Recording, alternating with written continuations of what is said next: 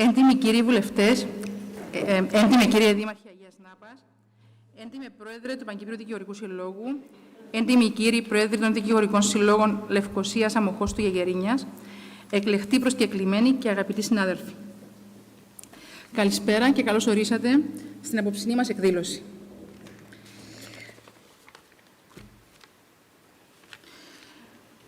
Στο προτζέκτορ προβάλλεται απόσπασμα από μια ταινία που γυρίστηκε στο γραφικό λιμανάκι της Κερίνιας το 1971. Ο Ορέστης Λάσκος γυρίζει την ταινία «Διακοπές» στην Κύπρο μας. Και εκεί ακούγεται για πρώτη φορά από τους πρωταγωνιστές ένα από τα πιο γνωστά τραγούδια της εποχής, η Κουτσή Κιθάρα. Την ώρα που οι πρωταγωνιστές τραγουδούσαν την Κουτσή Κιθάρα, ο φακός του Ορέστη Λάσκου καταγράφει ένα μικρό καρέ 5 δευτερολέπτων από το 3ο λεπτό και 26 δευτερόλεπτα μέχρι το 3ο λεπτό και 30 δευτερόλεπτα. Με 3 κομπάρσους σε ένα τραπεζάκι. Ήταν συμμαθητές. Ήταν οι 17χρονοι κερινιώτες Χρήστος Καρεφιλίδης, Γιώργος Μουστάκας, Φίβος Φιερός. Η φωτογραφία που βλέπετε στο βιβλίο αποτυπώνει το στιγμιότυπο με τους 3 νεαρούς κερινιώτες, οι οποίοι 3 χρόνια αργότερα χάθηκαν και οι 3 κατά τη διάρκεια της τουρκικής εισβολής στην Κερίνια.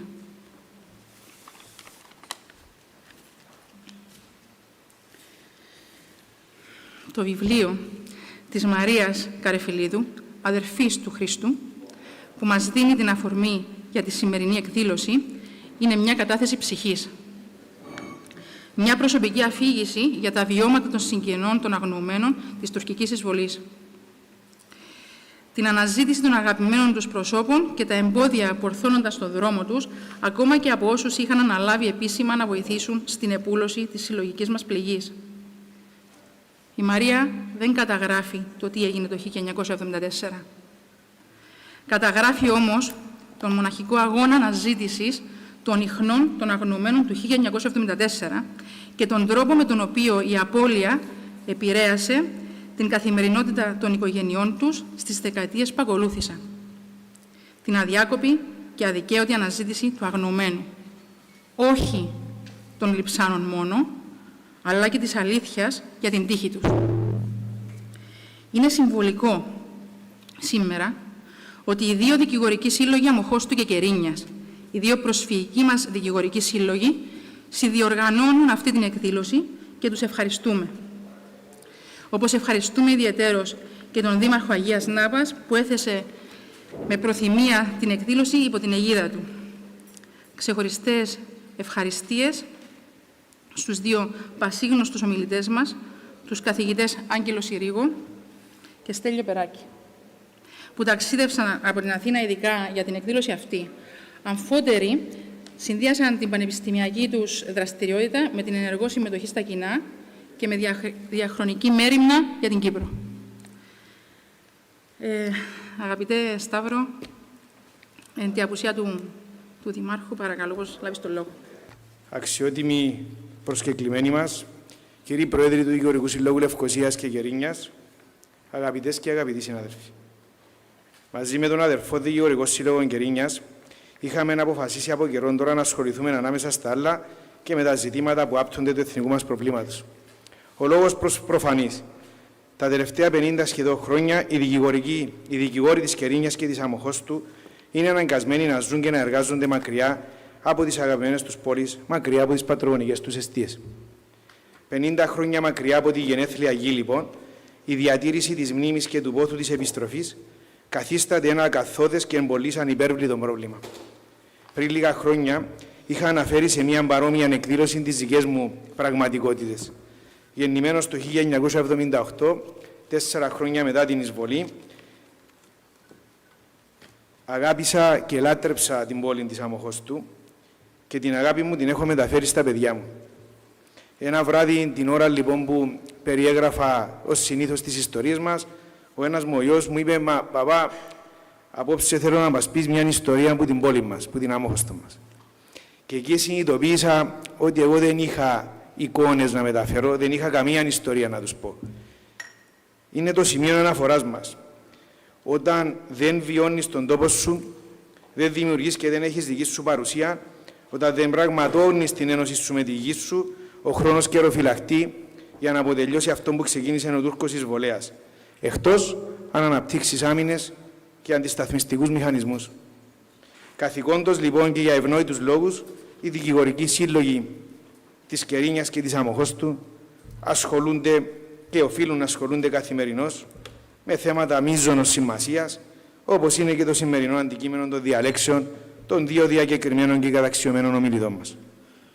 Αφορμή βέβαια για τη σημερινή μας συνάντηση είναι η συγγραφή του βιβλίου «Αναζητώντας τα ίχνη» της κυρίας Μαρίας Καρεφιλίδου Ιωάννου από την Κερίνια.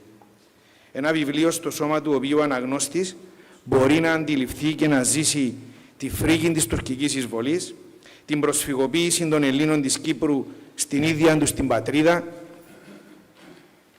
παράλληλα βέβαια με την οδύσσια της οικογένειας του αγνοούμενου Λεβέντη Χρήστου Καρεφιλίδη που συνεχίζεται μέχρι και σήμερα. Ταυτόχρονα, ο αναγνώστης μπορεί να αντιληφθεί και να διαπιστώσει μέσα από τη μελέτη του βιβλίου με απογοήτευση την ανάδειξη των φορέων και μηχανισμών διερεύνησης της τύχης των αγνοωμένων μας, όπως είναι η ιδέα, αλλά οφείλω να πω και κρατικοί μηχανισμοί διερεύνησης, με τις αδυναμίες, τις τρευλώσεις και τις αποτυχίες τους. Δεν μπορεί να ικανοποιεί κανένα μας ο χειρισμός διαχρονικά από τον οποιοδήποτε φορέα, κρατικό, διεθνή ή μη, του ευαίσθητου αυτού ανθρωπιστικού ζητήματος. Τολμώ να πω την προσωπική μου άποψη. Για άλλα κράτη και έθνη, η άγνοια για την τύχη έστω και ενός πολίτη τους θα αποτελούσε καλό λόγο για να εκπονηθεί το ελάχιστο εθνικό σχέδιο διερεύνησης. Θα ήταν το πρώτο ζήτημα που θα τίθετο παντού. Όπως βεβαίως και άλλα πολλά ζητήματα, όπως είναι των εγκλωβισμένων μας κτλ. Να θυμίσω απλά τις ενέργειες του Ισραήλ. Για το δικό μας κράτος αρκούσαν απλά οι άδειοι φάκελοι που η κυρία Καρεφιλίδου περιγράφει στο βιβλίο της. Όπως πολύ χαρακτηριστικά σημειώνει η συγγραφέας, το θέμα των αγνοωμένων είναι αγκάθιν και πονοκέφαλος. Δεν ταιριάζει με το πνεύμα των καιρών. Τώρα θέλουμε γαλήνη και ηρεμία, οικονομική ευρωστία, επαναπροσέγγιση και γρήγορη λύση. Επιβάλλεται με λίγα λόγια η λύθη. Όπως θα πρόσθετα εγώ είναι και το ίδιο θέμα και των ηρωνικών εγκλωβισμένων μας. Αν όμως σε πολιτικό επίπεδο ευνοείται η λύθη ζητημάτων όπως οι αγνοούμενοι μας ή οι εγκλωβισμένοι μας, τι γίνεται σε νομικό επίπεδο? Διότι είναι η θέση μου ότι δεν μπορεί να ικανοποιεί κανέναν από εμάς που ασχολούμαστε με το δίκαιο το γεγονός ότι στο ευρωπαϊκό νομικό γίγνεσθε με την εξέλιξη, εδραίωση και κατοχύρωση των ανθρωπίνων και ατομικών δικαιωμάτων ακόμη υπάρχουν άνθρωποι των οποίων η τύχη αγνοείται. Ακόμη υπάρχουν οικογένειες που δεν έχουν γνώση τι ακριβώς συνέβηκε στους δικούς τους ανθρώπους 50 χρόνια πριν και εμείς δεν έχουμε καταφέρει απολύτως τίποτε. Δεν το χωρεί ο ανθρώπινος νους και κυρίως δεν μπορεί να γίνει αποδεκτό από κανέναν ανθρωπινό, πόσο μάλλον Έλληναν Κύπριο. Κυρία Καρεφιλίδου, αν και σκεφτόμουν πολύ αν έπρεπε να το αναφέρω, τελικά αποφάσισα να σας ομολογήσω κάτι. Από πολύ νωρίς, από τα μαθητικά μου χρόνια, μου άρεσε να διαβάζω και να μελετώ κατά κύριο λόγο οτιδήποτε είχε να κάνει με την ιστορία και την πολιτική.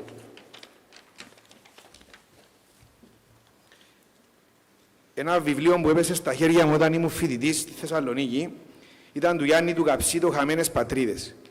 Ξεκίνησα έκτοτε τουλάχιστον 10 φορές μέσα στο πέρασμα των χρόνων να το διαβάζω, όμως πάντοτε το παρατούσα. Είναι το μόνο βιβλίο που δεν μπόρεσα όχι απλά να το ολοκληρώσω, αλλά να περάσω έστω τις πρώτες σελίδες. Πραγματικά κάθε φορά ένιωθα έναν απέραντον πόνο. Ήταν για μένα μια ψυχική δοκιμασία να διαβάζω τις περιγραφές του αφανισμού των Ελλήνων της Μικράς Ασίας. Όταν λοιπόν ξεκίνησα να διαβάζω το βιβλίο σας, ένιωσα ξαφνικά τον πόνο που ένιωσα και νιώθω ακόμη όταν προσπαθώ να διαβάσω τις χαμένες πατρίδες. Μου πήρε αρκετόν καιρό, το πάλεψα, το διάβασα και ένιωσα όλη την αδικία και τον πόνο των δικών σας, που είναι όμως πόνος και δικός μας, γιατί οι νεκροί, οι αγνοούμενοι, οι πρόσφυγες είναι οι δικοί μας άνθρωποι. Όμως ο πόνος και η οργή για όσα ζήσατε εσείς, αλλά και κάθε Κυπρία μάνα και αδερφή, διαδέχτηκε και έναν αίσθημα ενοχής. Τι πράξαμε και τι πράττουμε έστω εμείς οι νομικοί, οι μάχημοι δικηγόροι για να βοηθήσουμε. Και είναι εδώ που ερχόμαστε στη συνεργασία μας με το Δικηγορικό Σύλλογο Κερίνιας. Μοιραζόμαστε τους ίδιους στοχασμούς, τις ίδιες αγωνίες και τους ίδιους προβληματισμούς. Μία λοιπόν έκφραση ελάχιστης αγωνιστικής διάθεσης είναι η συνεργασία των συλλόγων μας με καταξιωμένους νομικούς, καθηγητές, προσωπικότητες, όπως είναι οι σημερινοί μας καλεσμένοι, με τους οποίους αφενός μπορούμε να συζητάμε, να διαλεγόμαστε, να προβληματιζόμαστε και να συμβουλευόμαστε ταυτοχρόνως για ενδεχόμενους τρόπους αντίδρασης που εμπίπτουν στο δικό μας τομέα, στις νομικές δηλαδή πτυχές του θέματος των αγνωμένων. Αφετέρου, να δημιουργήσουμε δεσμούς και επαφές με αυτούς τους κορυφαίους για τη χώρα μας νομικούς που μπορούν να τεθούν στην υπηρεσία του κράτους και της εθνικής μας υπόθεσης. Αγαπητέ μου κύριε Περάκη, αγαπητέ μου κύριε Συρίγο, εκ μέρους του Δικηγορικού Συλλόγου Αμοχώστου, να σας ευχαριστήσω θερμά για την άμεση αποδοχή της πρόσκλησης μας να είστε σήμερα παρόντες στην Αγία Νάπα, στην ελεύθερη δηλαδή Αμόχωστο, για να σας ακούσουμε παρά το πολύ βεβαρημένο πρόγραμμά σας. Είναι πραγματικά τιμή μας να σας έχουμε δίπλα μας στο δύσκολο αγώνα δύο ιδιαίτερων δικηγορικών, ευρωπαϊκών δικηγορικών συλλόγων που ορθώνουν παρατάφτα ανάστημα στην προσφυγιά. Να ευχαριστήσω επίσης τον φίλο Δήμαρχο Αγίας Νάπας, τον κύριο Χρήστο Ζανέτο και το Συμβούλιο του για τη συνεχή υποστήριξη του στο σύλλογο μας και την όπως πάντοτε άριστη φιλοξενία του. Σας ευχαριστώ. Έντιμοι βουλευτές, κύριοι καθηγητές, αγαπητέ Πρόεδρο του Δικηγορικού Συλλόγου Λευκωσίας, συνάδελφε, κύριε Πορκά, αγαπητέ Σταύρο, Πρόεδρε του Προσφυγικού Δικηγορικού Συλλόγου Αμοχώστου, αγαπητοί συνάδελφοι, μέλη του Δικηγορικού Συμβουλίου του Παγκύπριου Δικηγορικού Συλλόγου, εκλεκτή προσκεκλημένη κυρία Μαρία, φίλες και φίλοι. Στις 23 Μαΐου του 2022 πραγματοποιήθηκε η πρώτη παρουσίαση του βιβλίου «Αναζητώντας τα ίχνη» της κερινιώτισσας Μαρίας Καρεφιλίδου Ιωάννου. Μου είχε ζητήσει τότε η αγαπητή συνάδελφος Ήρα Μιλιανίδου, ένεγα και τις σχέσεις της οικογένειας Καρεφιλίδη με την Κερίνια, να χαιρετήσω την εκδήλωση. Το προηγούμενο βράδυ ξεκίνησα να μετροφυλώ τις σελίδες του βιβλίου. Ένα βιβλίο που με συγκλώνησε. Εκείνο το βράδυ αποτύπωσα κάποιες σκέψεις, τις οποίες θα σας μεταφέρω συντόμως και σήμερα. Μόνο αν διαβάσει κανείς το βιβλίο «Αναζητώντας τα ίχνη», κατά την άποψή μου, μπορεί να αντιληφθεί πλήρως το ζήτημα των αγνωμένων, από όλες του τις διαστάσεις. Και γι' αυτό είναι τόσο σημαντικό τα μηνύματά του να φτάσουν παντού. Και τα ζητήματά του που αναδεικνύει οφείλουμε να τα μελετήσουμε και να τα αναδείξουμε. Ένα από αυτά είναι και η νομική διάσταση, και για την οποία έχουμε τη χαρά και την τιμή να έχουμε σήμερα μαζί μας τους καταξιωμένους εισηγητές μας, κ. Συρίγο και Περάκη. Η κυρία Μαρία στο βιβλίο της μας αποκαλύπτει και την αφετηρία του διπορικού της αναζήτησής της. Με τίποτα δεν θα χαλάλιζα στους Αττήλες και αυτών που τους κάλυψαν το έγκλημά τους έναντι του αδελφού μου, αλλά και έναντι όλων των άλλων παλικαριών που έτυχε να έχουν την ίδια τραγική τύχη. Με τίποτα δεν θα υποθήκευα στη λύθη και την καλοζωία τη ψυχή μου, το μέλλον μου και το μέλλον των παιδιών μου. Δεν μπορούσα να στεριώσω τη ζωή μου στο άδικο. Από μωρό παιδί άλλωστε είχα αναπτυγμένη τις έννοιες του δικαίου. Ας πιστέψω στο δίκαιο του αγώνα μου, είναι η δύναμή μου, και για αυτήν την πίστη μου ας τολμήσω στο τέλος να κάνω το καθήκον μου. Το δίκαιο, η δύναμη, η πίστη και το καθήκον αποτελούν το φάρο της συγγραφέας στον αγώνα της, για να φτάσει στη δική της την Ιθάκη. Για μας τους Κερινιώτες, η λέξη καθήκον είναι εξάλλου ταυτόσιμη με την οικογένεια Καρεφιλίδη. Συγγραφέας, πράττοντας το καθήκον της προς την οικογένεια και τον τόπο της, κληρονομεί τη σκητάλη από τον πατέρα της, τον Ανδρέα Καρεφιλίδη, πολιτικό κρατούμενο του αγώνα της ΕΟΚΑ και μέλος της ΠΕΚΑ. Από τη μητέρα Ελένη Βικτορίδου Καρεφιλίδη, μέλος της ΕΟΚΑ, που μαζί με τον σύζυγο της φιλοξενούσα σε Κρυσφύγετο εντός του σπιτιού τους τον τομεάρχη της ΕΟΚΑ Κυριάκο Μάτση. Από το θείο Νίκο Καρεφιλίδη, επικεφαλή της ΠΕΚΑ στην Κερίνια. Από το ξάδελφο, ηρωικό πεσόντα της τουρκικής εισβολής, το συνονόματο του αδελφού της, Ναύτη Χρήστου Καρεφιλίδη. Τη σκητάλη του καθήκοντος μαζί με τη γιαγιά και τη μητέρα παίρνει από τον αγαπημένο αδελφό, τον εχμάλωτο πολέμου, έφεδρο λοχεία της 33ης μοίρας κατά δρομό Χρήστου Καρεφιλίδη, του Ανδρέα και της Ελένης, τα ίχνη του οποίου αναζητούνται. Ένας αγώνας ζωής για τη συγγραφέα, την Κερινιώτισσα Μαρία Καρεφιλίδου Ιωάννου, να επικρατήσει το δίκαιο, να βρει τον αδελφό της, τον Χρήστο. Ένας Κερινιώτης Λεβέντης, που όσοι τον έζησαν Μιλάνε για την καλοσύνη και την ευγένεια του, την εργατικότητα του, το ήθος του και το πηγαίο χιούμορ του. Έτρεξε αμέσως στο καθήκον υπεράσπισης της ελευθερίας της πατρίδας του, της Κερίνιας του που τόσο αγαπούσε. Ένας νέος με όνειρα. Και εκεί ξεκινάει ένας νέος αγώνας για δικαίωση της οικογένειας Καραφιλλίδη, να βρει το γιο, τον εγγονό, τον αδελφό. Η μητέρα και η γιαγιά εγκλωβισμένες αρχικά στο ξενοδοχείο Ντόουμ στην Κερίνια. Ένας αγώνας που τους βρίσκει ξεριζωμένους, μακριά από το σπίτι τους, μακριά από την Κερίνια. Αγνοούμενος. Μια λέξη που άκουσε πρώτη φορά και συγγραφέας λίγες μέρες μετά την πρώτη φάση της παράνομης τουρκικής εισβολής σε ένα στρατιωτικό επιτελείο στη Λευκοσία και έμελε να σημαδέψει τη ζωή της. Μια λέξη που εκνευρίζει όπως εξιστορεί και η συγγραφέας, καθώς ισοπεδώνει την ανδρεία των παλικαριών μας που πολέμησαν τον εισβολέα στα πεδία των μαχών, που την κατάντησαν κάποιοι συνώνυμοι ενός ονομαστικού καταλόγου με αναφορά σε αριθμούς. Μια λέξη που μόνο αν έχεις διαβάσει το βιβλίο που παρουσιάζεται σήμερα ενώπιον μας, για το οποίο θα μιλήσουμε, μπορείς να αντιληφθείς τη σημασία της όσες φορές και αν την έχουμε ακούσει. Επειδή το βιβλίο που παρουσιάζεται σήμερα θα μπορούσε να είχε γραφτεί για οποιοδήποτε από τα παλικάρια μας που ακόμη αναζητούνται τα ίχνη τους. Ο πόνος, η θλίψη, η αγωνία, οι άγρυπνες νύχτες, η ελπίδα και οι απογοητεύσεις, η αδιαφορία. Με όλα αυτά που παλεύουν 49 χρόνια οι συμπατριώτες μας που ακόμη περιμένουν εξηγήσεις για τους δικούς τους ανθρώπους. Η ελλειπής κατάσταση του φακέλου του Χρήστου Καραφιλλίδη στην υπηρεσία αναγνωμένων, όπως τον αντίκρισε η συγγραφέας το 1996, την οθεί στην επανέναρξη της μακροχρόνιας αναζήτησης των ιχνών του αδελφού της. Αποτελεί πλέον ιερό καθήκον. Ξεκινά το πάζολ να σχηματίζεται, συνεντεύξεις και μαρτυρίες συμπολεμιστών και συγγενών από την ίδια τη συγγραφέα. Αλληλογραφία με διεθνείς και εθνικούς οργανισμούς και υπηρεσίες. Πολύτιμες πληροφορίες που το ίδιο το κράτος θα έπρεπε να είχε συλλέξει ευθύς αμέσως μετά την εισβολή. Η ανακάλυψη επιστολής στο φάκελο του Χρήστου Καραφιλλίδη στην υπηρεσία αγνοουμένων από συμμαθήτρια του προς τον Αρχιεπίσκοπο Μακάριο στις 9 Ιανουαρίου του 1975, ότι αυτός ευρίσκεται σε λίστα αιχμαλώτων του Ερυθρού Σταυρού, αποτελεί το ένασμα για περαιτέρω έρευνα. Το ότι η αδελφή του μάθαινε μόλις το 1997, 25 χρόνια μετά, για την εν λόγω επιστολή, μόνο θυμό που μπορεί να προκαλέσει. Κυρία Μαρία Καραφιλλίδου παλεύει με την ολιγορία και την αδιαφορία των υποτιθέμενων αρμοδίων, με ένα σύστημα νοθρό και απρόσωπο. Οι άλλοι συγκρατούμενοι του Χρήστου είχαν μεταφερθεί από το Πογάζι στα Άδανα της Τουρκίας, με βάση σχετικό δημοσίευμα εφημερίδας της εποχής, και επέστρεψα ζωντανή στην Κύπρο. Απόν μόνον ο Χρήστος.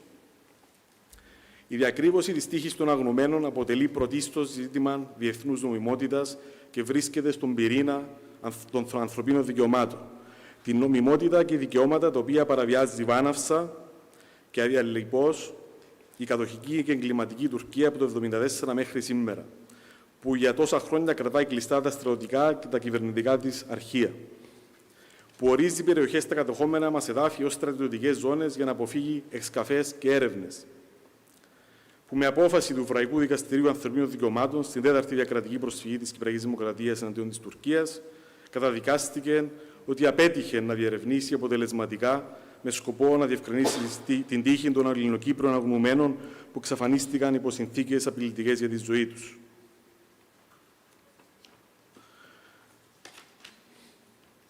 Το ΕΔΑΔ καταγράφει στην απόφαση του 2001 ότι η σιωπή των τουρκικών αρχών απέναντι στις πραγματικές ανησυχίες των συγγενών των αγνωμένων φτάνει σε τέτοιο επίπεδο σοβαρότητας που μπορεί να χαρακτηριστεί μόνο ως απάνθρωπη μεταχείριση. Ένα δικαστήριο όμως που στην περίπτωση της προσφυγής του Χρήστου Καραφιλλίδη και της οικογένειας του φάνηκε κατώτερο των περιστάσεων και για διαδικαστικούς λόγους έκρινε μη παραδεχτή την υπόθεση. Αν και έχουν περάσει 49 χρόνια, το έγκλημα που έχει διαπράξει η Τουρκία σε σχέση με τους αγνοούμενους και τις τραγωδίες του 1974 παραμένει ατιμόρυτο. Η Τουρκία παραμένει ανενόχλητη ένεκα άλλων σκοπιμοτήτων. Ένα θέμα που θα έπρεπε να είναι προμετωπίδα του αγώνα μας, του αγώνα της πολιτισμένης ανθρωπότητας έναντι της βαρβαρότητας. Όπως χαρακτηριστικά αναφέρει η συγγραφέας, το θέμα των αγνωμένων είναι αγκάθι και πονοκέφαλος. Δεν ταιριάζει άλλωστε με το πνεύμα των καιρών. Η συγγραφέας μόνη πλέον, και ας έχει απογοητευτεί, συνεχίζει με επιμονή του ταξίδι προς το φως και την αλήθεια. Το βιβλίο «Αναζητώντας τα ίχνη» θεμελιώνει τη μνήμη, κάθε σελίδα του βιβλίου και μια γροθιά, για να ξυπνήσουμε από τη λύθη. Ένα βιβλίο που αναδεικνύει την αγιοτελή αγάπη μιας αδελφής, την αφοσίωση της συγγραφέα να φτάσει στην αλήθεια, ένα μνημειώδη έργο που μας κάνει καλύτερους ανθρώπους. Η κυρία Μαρία Καρεφιλίδου μας υπενθυμίζει, αν όμως εμείς οι Έλληνες με την ικανότητα και την ευαισθησία που έχουμε συγχωρήσουμε, πώς θα νομιμοποιήσουμε αυτή μας τη στάση, πώς θα επιβιώσουμε. Πολιτεία και πολίτες, λαός και κυβερνήσεις, θα είμαστε συνυπεύθυνοι για αυτή τη συνωμοσία λησμονιάς των αγνωμένων αδελφών μας. Μαζί με αυτούς θα αγνοηθεί και ο ίδιος ο εαυτός μας, η συνείδηση μας, ο ανθρωπισμός, η μνήμη, η εθνική μας επιβίωση και το ιερό αίσθημα του καθήκοντος προς την άμερη πατρίδα μας. Σας ευχαριστώ. Καλησπέρα σας. Αξιότιμε κύριε Δήμαρχε Αγίας Νάπας, κύριε Σταύρο Μαυρομάτη, πρόεδρε του Δικηγορικού Συλλόγου Αμοχώστου, κύριε Νικόλα Κωνσταντινίδη, πρόεδρε του Δικηγορικού Συλλόγου Κερίνιας, αγαπητές και αγαπητοί συνάδελφοι, εκλεκτοί προσκεκλημένοι. Ονομάζομαι Χατζηφωτιάδου Δέσποινα και είμαι η πρόεδρος του Δικηγορικού Συλλόγου Ξάνθης. Είναι μεγάλη χαρά και τιμή για εμένα να απευθύνω το χαιρετισμό αυτό, μιας και πρόσφατα ο Δικηγορικός Σύλλογος Ξάνθης αδερφοποιήθηκε με το Δικηγορικό Σύλλογο Κερίνιας. Θα ήθελα να συγχαρώ όλους τους συντελεστές της εκδήλωσης με θέμα τις νομικές πτυχές των αγνοούμενων στην Κύπρο, που πραγματοποιείται με αφορμή της έκδοσης του βιβλίου «Αναζητώντας τα ίχνη» της Μαρίας Καρεφιλίδου Ιωάννου, που καταγράφει το συγκλονιστικό οδηπορικό αναζήτησης του αδερφού της, εφέδρου λοχεία των καταδρομών Χρήστου Καρεφιλίδη, ο οποίος αγνοείται από το 1974. Το βιβλίο μου το έστειλε σε ηλεκτρονική μορφή ο αγαπητός πρόεδρος του Δικηγορικού Συλλόγου Κερίνιας, Νικόλας Κωνσταντινίδης. Ένα απόσπασμα που πραγματικά με συγκλώνησε είναι το εξής. Το θέμα των αγνοούμενων είναι αγκάθι και πονοκέφαλος. Δεν ταιριάζει άλλωστε με το πνεύμα των καιρών. Τώρα θέλουμε γαλήνη, ηρεμία, οικονομική ευρωστία, επαναπροσέγγιση και γρήγορη λύση. Επιβάλλεται με λίγα λόγια η λύθη. Αν όμως εμείς οι Έλληνες με την ικανότητα και την ευαισθησία που έχουμε συγχωρήσουμε, πώς θα νομιμοποιήσουμε αυτή μας τη στάση, πώς θα επιβιώσουμε, πολιτεία και πολίτες, λαός και κυβερνήσεις, θα είμαστε συνυπεύθυνοι και συνυπόλογοι για αυτή τη συνωμοσία λησμονιάς των αγνοούμενων αδερφών μας. Μαζί με αυτούς θα αγνοηθεί και ο ίδιος μας ο εαυτός, η συνείδησή μας, ο ανθρωπισμός, η μνήμη, η εθνική μας επιβίωση και το ιερό αίσθημα του καθήκοντος προς την άμυρη πατρίδα μας. Για μένα δεν χωρούσε πια αμφιβολία. Όλοι είχαν συμβάλει στη λησμονιά του θέματος. Δεν έπρεπε να είναι αιχμή του δώρατος. Ήταν τοξικό. Γι' αυτό έβγαλαν την προϋπόθεση επίλυσης του θέματος των αγνοούμενων από το κάδρο των διαπραγματεύσεων για τη λύση του Κυπριακού. Το ονόμασαν ανθρωπιστικό θέμα και το άφησαν στους ειδικούς να το επιλύσουν. Ήταν πέρα για πέρα ξεκάθαρο ότι μόνο εμείς, οι συγγενείς των αγνοούμενων, βασανιζόμασταν με τις συνθήκες εξαφάνισης των αγαπημένων προσώπων. Το δράμα αυτό άγγιζε μόνο εμάς, αφού στο πικρό αυτό λαχείο κληρώθηκαν τα χιλιοαγαπημένα μας πρόσωπα. Κανείς δεν αντιλαμβανόταν ότι η παρατεταμένη εκκρεμότητα της μη διερεύνησης της τύχης των αγνοούμενων και της απόδοσης ευθυνών αφορούσε όλους μας. Φοβόμουν στη σκέψη ότι με τις πρακτικές μας και την αδιαφορία μας θα αφήσουμε ακόμα μια φορά στην ιστορία την Τουρκία ατιμόρυτη. Ότι θα ενδώσουμε στις απαιτήσεις των ξένων και θα περιβάλλουμε το θέμα των αγνοούμενων με το πέπλο της λύθης μια για πάντα. Στην ακριτική Θράκη, στα Άβδυρα Ξάνθη συγκεκριμένα, ο Σύλλογος Κυπρίων Νομού Ξάνθης δημιούργησε το ιστορικό άλσος των 1619 αγνοούμενων της τουρκικής εισβολής στην Κύπρο το 1974. Στις 28 Ενδεκάτου 1999 έγινε ανέγερση μνημείου αγνοουμένων από το Σύλλογο Κυπρίων και τα εγγένεια από τον τότε Υπουργό Εσωτερικών της Κυπριακής Δημοκρατίας, κ. Χριστόδουλου Χριστοδούλου, παρουσία όλων των επίσημων φορέων του νομού, του αντιπροσώπου της ελληνικής κυβέρνησης, δημάρχων, επάρχων από την Κύπρο, του νομάρχη Ξάνθης, του στρατηγού του 4ου Σώματος Στρατού, εκπροσώπων συλλόγων της Ένωσης Κοινοτήτων Κύπρο, αντιπροσωπεία των συγγενών αγνοουμένων και πλήθος κόσμου, παρουσία της μπάντας και τιμητικού αγήματος του 4ου Σώματος Στρατού. Σκοπός ήταν και είναι η δημιουργία χώρου θύμησης, αλλά και απονομής τιμής στους νεκρούς αγνοούμενους της Κύπρου για τη μεγάλη προσφορά τους, αλλά και χώρο αναψυχής ταυτόχρονα για τους κατοίκους της περιοχής. Ιδιαίτερα δε να κάνει γνώστες και κοινωνούς της σύγχρονης ιστορίας μας στους νέους της περιοχής μας και γενικότερα της Ελλάδας. Θέλουμε να βεβαιώσουμε και να θυμίσουμε στους νέους ότι δεν ξεχνάμε την κατεχόμενη γη, όσο και αν ο χρόνος περνά αδυσόπιτα, γι' αυτό και η επιγραφή στο μνημείο. Καρτερούμε με πίστη στον αγώνα, σε πείσμα των καιρών, στην αντοχή του χρόνου. Όλες αυτές οι δράσεις πραγματοποιούνται αφενός για να τιμηθούν οι νεκροί και οι αγνοούμενοι της Κύπρου και αφετέρου να θυμίζει στους παλαιότερους και να κάνει κοινωνούς τους νεότερους στην ιστορία της Κύπρου, θυμίζοντας ότι στον ακρογωνιαίο λίθο του ελληνισμού υπάρχει μια εισβολή και υπάρχει μια κατοχή εδώ και δεκαετίες. Θα ήταν παράληψή μου να μην τονίσω το γεγονός ότι στα εγγένεια του Άλσους άνοιξαν ταυτόχρονα ένα διάβλο επικοινωνίας μεταξύ Κύπρου και Θράκης, μια επαφή που συνεχίζεται ακόμα. Επίσης, στο νομό Ξάνθης υπάρχει το χωριό Αυξέντιο, που πήρε το όνομά του προς τιμή του Γρηγορίου Αυξεντίου, του Κύπριου αγωνιστή, μόνο 3 χρόνια από τον θάνατό του. Οι σχέσεις λοιπόν Ξάνθης και Κύπρου είναι ιδιαίτερα θερμές και σημαντικές. Τέλος, να χαιρετήσω και να συγχαρώ τους εξαιρετικούς εισηγητές, τον κύριο Άγγελο Συρίγο και κύριο Στέλιο Περάκη, με την ευχή η σημαντική αυτή εκδήλωση να πραγματοποιηθεί και στην Ξάνθη. Σας ευχαριστώ πολύ.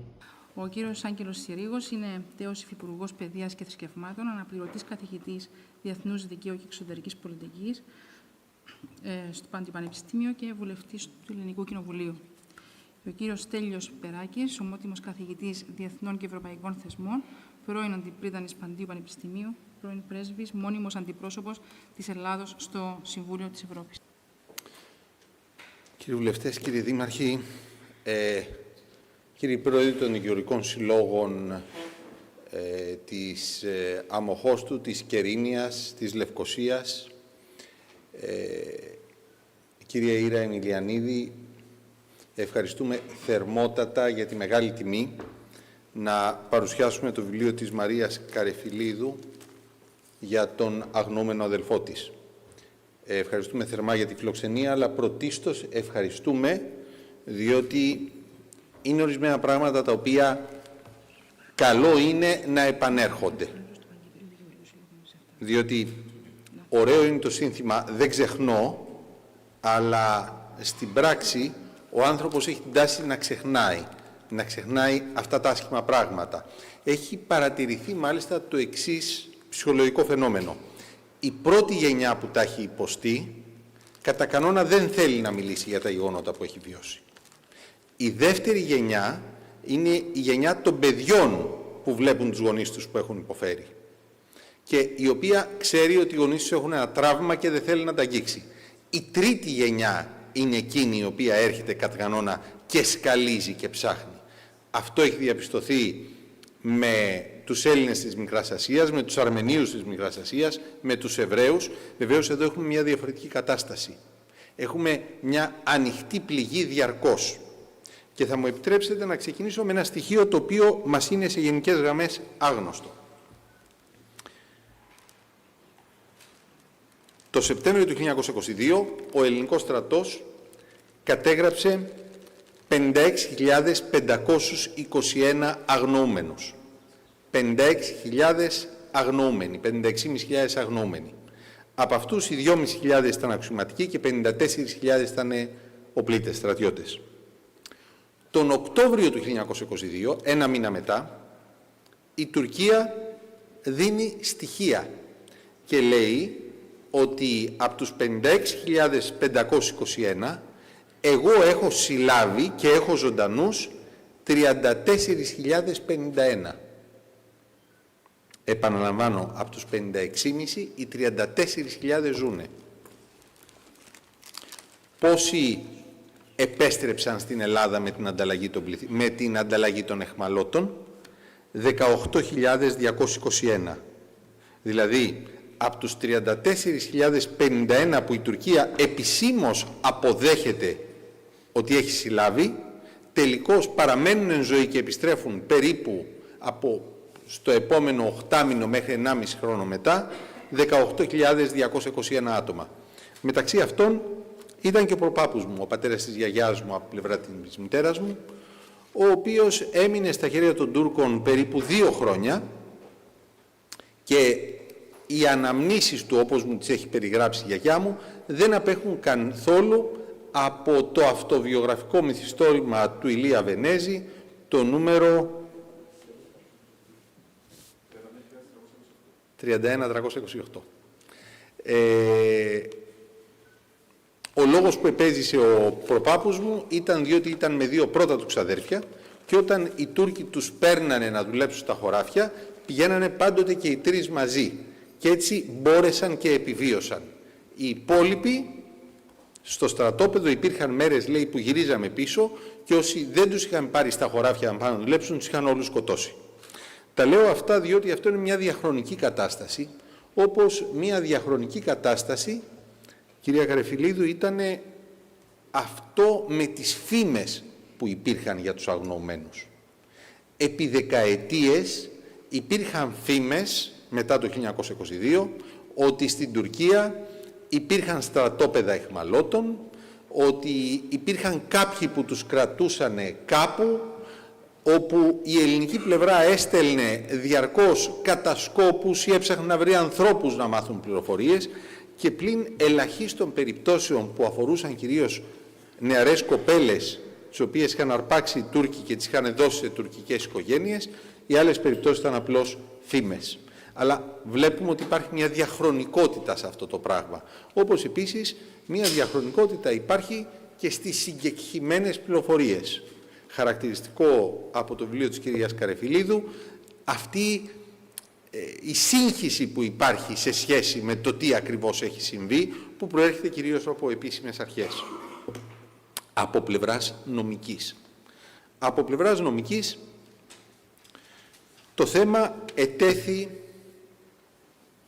αμέσως μετά την τουρκική εισβολή στην Κύπρο. Γνωρίζαμε ότι χιλιάδες Ελληνοκύπριοι είχαν συλληφθεί ζωντανοί, είχαν μεταφερθεί σε στρατόπεδα συγκεντρώσεως και σε φυλακές. Αρκετοί από αυτούς απελευθερώθηκαν, αλλά και αρκετοί άλλοι απλώς εξαφανίστηκαν. Ο αριθμός που συνήθως αναφέρεται είναι ο αριθμός των 1.619 αγνοωμένων.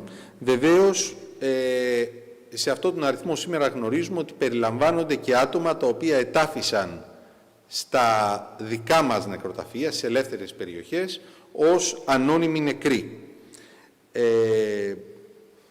Στη Διερευνητική Επιτροπή για τους Αγνοωμένους στην Κύπρο αναφέρονται 1.508 Ελληνοκύπριοι. Οπότε αυτός ο αριθμός ίσως είναι πιο κοντά στην πραγματικότητα. Τώρα, το πρόβλημα των αγνοωμένων μπορούμε να το ανιχνεύσουμε νομικά από τις εκθέσεις της Ευρωπαϊκής Επιτροπής των Δικαιωμάτων του Ανθρώπου επί των προσφυγών της Κύπρου κατά της Τουρκίας και ιδίως από την τρίτη και την τέταρτη διακρατική προσφυγή, καθώς και από ατομικές προσφυγές προσώπων κατά της Τουρκίας. Η πιο σημαντική, διότι αυτή αποτυπώνει και τη σταθερή θέση του Συμβουλίου της Ευρώπης για αυτό το θέμα, είναι η τρίτη διακρατική προσφυγή, στην οποία η Κύπρος αναφέρεται ρητός στη δολοφονία περίπου 2.000 ατόμων. Καταθέτει συγκεκριμένα στοιχεία και ενδεικτικά 5 υποθέσεις, την υπόθεση του Νίκου Αλεξάνδρου, που ήταν παντρεμένος και πατέρας 3 παιδιών και ο οποίος ήταν σε ένα φορτηγό που ανατινάχθηκε από τουρκικά τεθωρακισμένα στις 14 Αυγούστου. Η υπόθεση του οικοδόμου Παναγιώτη Χριστοφόρου, επίσης πατέρα 3 παιδιών, ο οποίος φέρεται σε αυτή την επίθεση να έχει τραυματιστεί στο χέρι.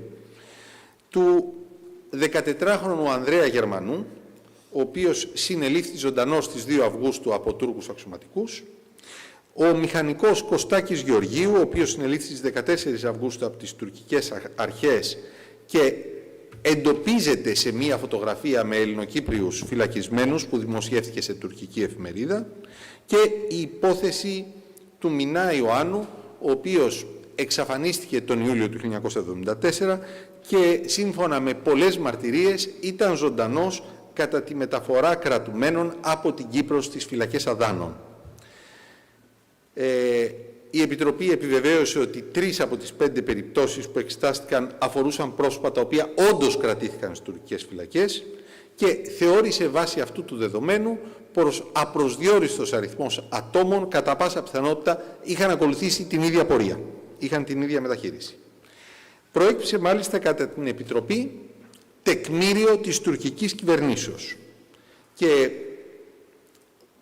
η Επιτροπή, η κυπριακή πλευρά είχε ζητήσει να υπάρξει ρητή αναφορά σε παραβιάσεις του άρθρου 2 της Ευρωπαϊκής Συμβάσεως για τα δικαιώματα του ανθρώπου που αφορά στο δικαίωμα της ζωής και του άρθρου 5 που αφορά στο δικαίωμα στην προσωπική ελευθερία και ασφάλεια. Η Επιτροπή κατέληξε ότι υπήρχε παραβίαση του άρθρου 5 της Ευρωπαϊκής Συμβάσεως Δικαιωμάτων του Ανθρώπου και δεν απέκλεισε την πιθανότητα θανάτου των αγνοωμένων, παρομοιάζοντάς το με δολοφονία προσώπων. Αυτή είναι η τρίτη διακρατική προσφυγή. Έχουμε και την τέταρτη διακρατική προσφυγή, στην οποία έχουν εντοπιστεί πλέον κάποιοι αγνοούμενοι, τα οστά τους, και δηλώνεται ως αριθμός αγνοωμένων στη συγκεκριμένη χρονική στιγμή ο αριθμός των 1.491. Εδώ θα πρέπει να σημειώσω κάτι που δείχνει τη στάση των Τούρκων σε αυτό το θέμα. Τον Ιούλιο του 1997, ο Γλάφκος Κληρίδης με το Ραούφ Ντενκτάς προχώρησαν σε μια συμφωνία, παρουσία των Ηνωμένων Εθνών, η οποία προέβλεπε την αναγνώριση του ζητήματος των αγνοωμένων ως ανθρωπιστικού ζητήματος. Γιατί είναι ανθρωπιστικό ζήτημα? Διότι το κρίσιμο σημείο είναι ότι υπάρχουν άνθρωποι οι οποίοι δεν ξέρουν τι έχει γίνει με τους δικούς τους. Από την ευρύτερη περιοχή του χωριού μου στη Μεσσηνία έχουμε 5 αγνοωμένους. Η μητέρα ενός εκ των 5, δεν έχουν βρεθεί μέχρι και σήμερα τα οστά του, πέθανε πριν από μερικά χρόνια, πιστεύοντας ότι κάποια στιγμή θα άνοιγε η πόρτα και θα έμπαινε μέσα το παιδί της. Υπ' αυτή την έννοια, το θέμα είναι πρωτίστως ανθρωπιστικό. Να ξέρεις πραγματικά ποια είναι η τύχη των δικών σου ανθρώπων, τι έγινε. Παρότι υπήρξε αυτή η συμφωνία του Ιουλίου του 1997, δεν υπήρξε καμιά ιδιαίτερη πρόοδος από πλευράς των Τούρκων. Και έτσι, το 1999, η τέταρτη διακρατική προσφυγή παραπέμφθηκε από την Ευρωπαϊκή Επιτροπή στο Ευρωπαϊκό Δικαστήριο Δικαιωμάτων του Ανθρώπου. Και εκεί αναφέρθηκε ότι υπάρχουν συγκεκριμένα αποδεικτικά στοιχεία, ότι οι αγνοούμενοι είτε είχαν τεθεί υποκράτηση, είτε είχαν χαθεί ενώ βρίσκονταν σε περιοχή ευθύνης του τουρκικού στρατού και της πολιτοφυλακής του. Ήταν δηλαδή υπό τον έλεγχο της Τουρκίας. Η κυπριακή πλευρά υποστήριξε ότι υπήρξε παραβίαση του άρθρου 2 περί προστασίας του δικαιώματος στη ζωή, καθώς και του άρθρου 5 για την ελευθερία και την ασφάλεια. Το βασικό σημείο, το βασικό επιχείρημα της κυπριακής πλευράς ήταν ότι η Τουρκία, παρότι υπήρχαν αυτές τις κατηγορίες, η ίδια δεν είχε προχωρήσει σε καμία έρευνα όλο αυτόν τον καιρό για να διαπιστώσει τι έχει γίνει με αυτά τα πρόσωπα και επίσης δεν είχε δώσει πληροφορίες για τους αγνοωμένους σε οποιονδήποτε από τα στοιχεία που η ίδια κατήχε, γιατί κατήχε στοιχεία, και θα μπορούσαμε να μάθουμε τι ακριβώς έγινε με τη ζωή τους. Το δικαστήριο παρέμεινε στην άποψή του ότι υπάρχει μια διαρκής παραβίαση του άρθρου 5, επειδή ακριβώς δεν έχει δοθεί κανένα στοιχείο, δεν είχε ξεκινήσει καμία έρευνα από τις τουρκικές αρχές, και παράλληλα ως προς τους συγγενείς των αγνοωμένων παραδέχθηκε ότι υπάρχει παραβίαση του άρθρου 3 περί απαγορεύσεως απάνθρωπης μεταχειρήσεως λόγω ακριβώς της ψυχικής οδύνης που υφίστανται αυτοί οι άνθρωποι λόγω της αρνήσεως της Τουρκίας να παράσχει πληροφορίες. Κυρία Καρυφιλίδου, αναφέρομαι στην ψυχική οδύνη, διότι το βιβλίο σας με πολύ προσοχή αποφεύγει το συναίσθημα. Απλώς καταθέτει στοιχεία. Πλην του προλόγου, ο οποίος είναι φυσιολογικό να έχει έντονο το συναίσθημα. Είναι όμως σαφές σε όλο το βιβλίο, σε εσάς, στη μητέρα σας, στους δικούς σας ανθρώπους, η τεράστια ψυχική οδύνη την οποία υφίσταστε διαρκώς από αυτή την παράταση αυτής της αβεβαιότητας. Υπήρξαν επίσης και αιτήσεις προσωπικές, οι οποίες εκδικάστηκαν από το Τμήμα Ευρείας Συνθέσεως του Ευρωπαϊκού Δικαστηρίου των Δικαιωμάτων του Ανθρώπου. Η πλέον χαρακτηριστική είναι η υπόθεση Βαρνάβα και άλλων κατά Τουρκίας. Η τελική απόφαση εξεδόθη το 2009 και η υπόθεση αφορούσε στον Ανδρέα Βαρνάβα, ο οποίος στις 14 Αυγούστου 1974 βρισκόταν, υπηρετούσε τη θητεία του και δέχθηκε επίθεση από τις τουρκικές στρατιωτικές δυνάμεις. Στο σημείο στο οποίο έγινε η επίθεση, χάθηκαν τα ίχνη του.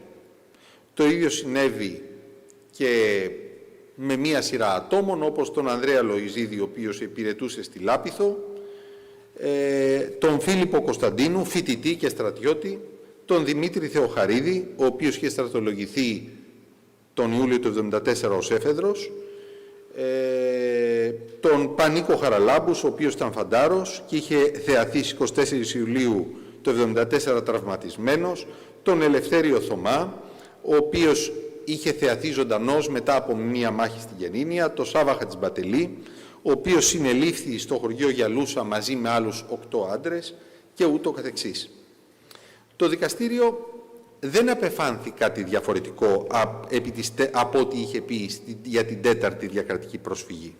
Παρέμεινε σταθερό στις διαπιστώσεις που είχε κάνει για τις παραβιάσεις που εκτέθηκαν στις προηγούμενες προσφυγές. Η Τουρκία όλο αυτό το χρονικό διάστημα επανερχόταν λέγοντας ότι αυτοί οι οποίοι αναφέρονται ως αγνοούμενοι ήταν στην πραγματικότητα στρατιωτικό προσωπικό το οποίο σκοτώθηκε κατά τη διάρκεια των επιχειρήσεων. Δεν αποδεχόταν ότι αυτοί οι άνθρωποι ζούσαν μετά τις στρατιωτικές επιχειρήσεις και είχαν παραμείνει ζωντανοί. Κλείνω με το πιο σημαντικό σημείο, πιστεύω, από τα συμπεράσματα του Ευρωπαϊκού Δικαστηρίου. Το θέμα των αγνοωμένων είναι ένα διαρκές έγκλημα. Διαρκές έγκλημα το οποίο θα συνεχίζεται μέχρι να βρεθούν τα στοιχεία για τον τελευταίο αγνοούμενο. Θερμά συγχαρητήρια σε αυτό που κάνατε. Καλησπέρα σας, κυρίες και κύριοι, αξιότιμοι βουλευτές, πρόεδροι δικηγορικών συλλόγων, αγαπητοί συνάδελφοι, αγαπητοί φίλοι. Βλέπουμε πολύ χαρά ανθρώπους με τους οποίους έχουμε συνοδοιπορήσει στο παρελθόν εδώ. Ευχαριστίες όχι τυπικού χαρακτήρα στους προέδρους των δικηγορικών συλλόγων που πήραν την πρωτοβουλία να διοργανώσουν αυτή την σημαντική εκδήλωση. Και βέβαια, στη συγγραφέα αυτού του πονήματος, το οποίο πραγματικά είναι μια αναμφίβολη συμβολή στην προβληματική γενικότερα των αγνοωμένων, όχι μόνο για το νησί, γιατί το ζήτημα των βίαιων εξαφανίσεων των αγνοωμένων είναι οικουμενικό θέμα. Και πολύ πριν από την Ευρώπη και το Ευρωπαϊκό Δικαστήριο έχουμε θέσεις που εκφράστηκαν ιδίως στο Διαμερικανικό Δικαστήριο Δικαιωμάτων του Ανθρώπου, εξαιρετικά ενδιαφέρουσες, που επηρεάζουν και την προβληματική μας. Οφείλω να πω ότι πραγματικά το βιβλίο με γοήτευσε. Έστω και αν το διάβασα σε ηλεκτρονική μορφή, που δεν συνηθίζω, αλλά με απορρόφησε και πήγα μέχρι το τέλος.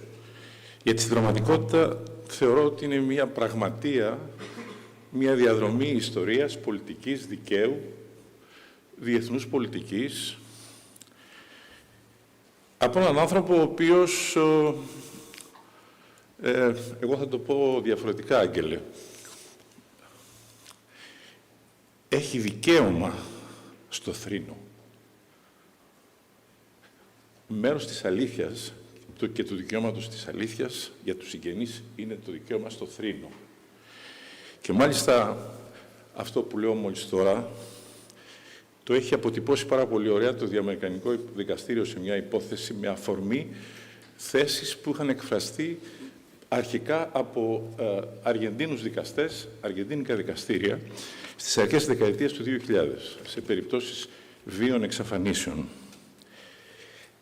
Όμως, αυτή η διαδρομή που επιχειρείται, προσωπικά δεν με επηρεάζει ή δεν θα με επηρέαζε καθόλου ως προς την ακρίβεια και την ουσία και τη στόχευση. Το συναίσθημα είναι δίπλα, είναι παρόν και καλά κάνει. Κυρίες και κύριοι, τη σημερινή εκδήλωση τη θεωρώ μια άσκηση συλλογικής μνήμης.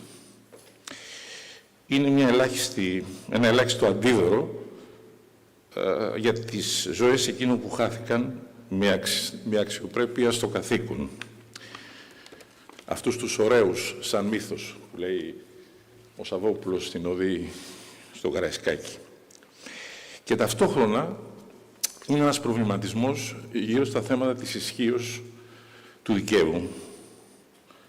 Τελικά, μέσα σε αυτή την περίοδο τη δύσκολη που η ανθρωπότητα γνωρίζει, ιδιαίτερα μετά τις εξελίξεις στην Ουκρανία, όπου αυτό που παρατηρείται είναι μία σταδιακή υποχώρηση διεθνών θεσμών, μία αποδρομή από βασικές αρχές και αξίες που θεωρούσαμε δεδομένες,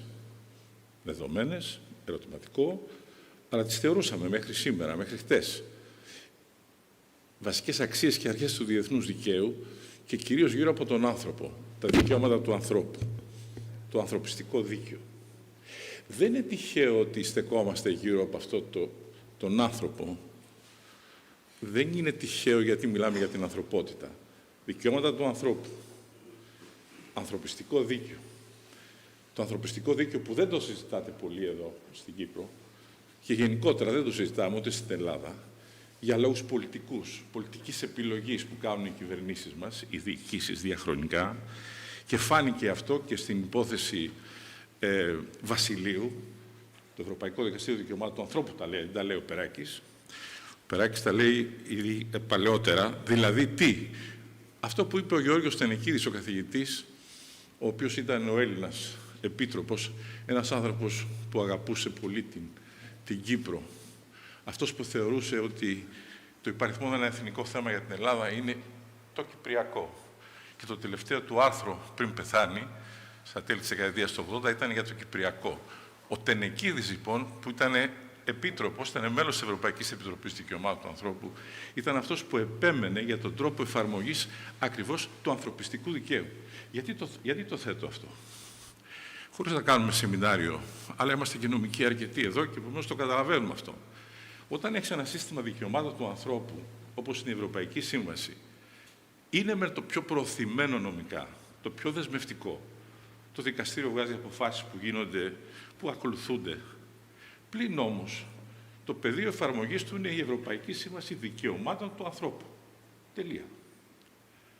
Το ανθρωπιστικό δίκαιο που εφαρμόζεται στις ένοπλες σειράξεις, δηλαδή οι συμβάσεις της Γενέβης και τα πρωτόκολλά της, ναι μεν στο κανονιστικό πεδίο μπορεί να αφορούν το δικαίωμα στη ζωή, τα βασανιστήρια και οτιδήποτε άλλο, παρά τα αυτά είναι διαφορετικής η φύση. Στον πόλεμο, το είπε ο Άγγελος προηγουμένως, τι είπαν οι Τούρκοι? Σκοτωθήκανε, λέει. Γιατί? Διότι νομίμως ο μαχητής αφαιρεί τη ζωή του άλλου. Ενώ αν εμείς αφαιρέσουμε τη ζωή ενός άλλου πολίτη, στο πεδίο του δικαιωμάτων του ανθρώπου θα βρεθούμε στο σημείο εκεί. Το θέμα λοιπόν του ανθρωπιστικού δικαίου έπρεπε να τύχει εφαρμογής. Γιατί αυτό το οποίο συνέβη το 1974 είναι μια διεθνούς χαρακτήρα ένοπλη σύραξη, την οποία δύσκολα την παραδεχτήκαμε. Ενώ δηλαδή και η Ελλάδα και η Αθήνα. Πάλι για πολιτικούς λόγους δεν είναι της παρούσης. Εμένα με ενδιαφέρει τι εφαρμόζεις, γιατί από τη στιγμή που ξεκινούν εχθροπραξίες, έτσι λέει η Συμβάση της Γενέβης του 1949, πρέπει να εφαρμόσουν το ανθρωπιστικό δίκαιο. Και θα έπρεπε λοιπόν να εφαρμόσουμε. Η αξία και η σημασία λοιπόν της Κυπριακής Δημοκρατίας που έρχεται και πολύ νωρίς, στα πρώτα βήματα που κάνει το σύστημα δικαιωμάτων του ανθρώπου, το ευρωπαϊκό, ασκεί 2 διακρατικές προσφυγές αμέσως μετά την εισβολή και θέτει για πρώτη φορά το ζήτημα τι χάνει εφαρμογή σε ένα σύστημα δικαιωμάτων του ανθρώπου εξωεδαφικά. Μην κοιτάτε που είμαστε στο 2023 και θεωρούμε πάρα πολύ φυσιολογικό ότι οποιαδήποτε δραστηριότητα ενός κράτους, εφόσον παραβιάζει τα δικαιώματα του ανθρώπου, μπορεί να του καταλογιστεί και να τεθεί το θέμα ενώπιον ενός διεθνούς οργάνου. Η αντίδραση της Τουρκίας και μερικών άλλων είναι ότι είμαστε εκτός πεδίου. Η σύμβαση εφαρμόζεται από τα κράτη-μέλη. Άρα, στο πλαίσιο της Κυπριακής Δημοκρατίας. Έπρεπε ήδη δηλαδή πρώτα να διαβούμε το Ρουβίκονα, το οποίο τα όργανα του Στρασβούργου για πρώτη φορά λοιπόν είπαν ότι ναι, εφαρμόζεται εξωεδαφικά η Ευρωπαϊκή Σύμβαση Δικαιωμάτων του Ανθρώπου στην περίπτωση της εισβολής στην Κύπρο και όλα αυτά τα γεγονότα τα οποία ακολούθησαν. Τι ακολούθησε? Η κατοχή. Η κατοχή, η οποία παραμένει μέχρι σήμερα. Ό,τι γίνεται στο νησί μέχρι σήμερα, συμπεριλαμβανομένων και των επεισοδίων της Πύλας, των επεισοδίων στην Αμμόχωστο και οτιδήποτε άλλο, διέπεται πρωταρχικά από το δίκαιο των ενόπλων σειράξεων, που εφαρμόζεται στη διάρκεια μιας κατοχής. Να το εμπεδώσουμε, έστω και μετά από 40 χρόνια. Και εμείς και οι Αθηναίοι και οι υπόλοιποι. Και επομένως να το επικαλείσαι με τον τρόπο με τον οποίο πρέπει. Έπρεπε λοιπόν από την αρχή να γίνουν οι κινήσεις αυτές. Η Κυπριακή Δημοκρατία τις έκανε. Αρχικά δηλαδή οι κινήσεις που έγιναν ήταν σωστές. Οι 4 διακρατικές προσφυγές είναι αυτές που δώσανε όλο αυτό το δικαιοπολιτικό κεκτημένο, σύμφωνα με το οποίο δεν αναγνωρίζεται σήμερα η λεγόμενη τουρκική δημοκρατία της Βορειοκύπρου. Έχουμε την 541, η οποία ισχύει. Έχουμε ένα κοινοτικό κεκτημένο που δεν εφαρμόζεται στο Βορρά και όλα αυτά τα συμπαραμαρτούντα.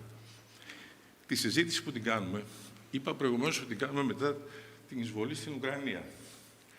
Και ο τρόπος με τον οποίο η διεθνής κοινότητα κινείται σήμερα, εμένα τουλάχιστον μου δημιουργεί μια βεβαιότητα στο βηματισμό, στην αναζήτηση της δικαιοσύνης. Ενώ η διεθνής δικαιοσύνη, οι διεθνείς θεσμοί είναι εκεί και είναι έτοιμοι και μπορούν να δράσουν, μπορούμε να σκεφτούμε ότι ενδεχομένως για πολιτικούς λόγους να κρίνουν διαφορετικά.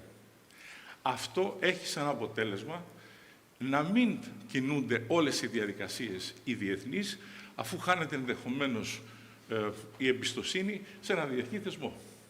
Δεν είναι μόνο αυτό, είναι και το αποτέλεσμα. Δείτε, παραδείγματος χάρη, το Συμβούλιο της Ευρώπης είναι ο οργανισμός πάνω στον οποίο η Κυπριακή Δημοκρατία βασίστηκε μέχρι σήμερα.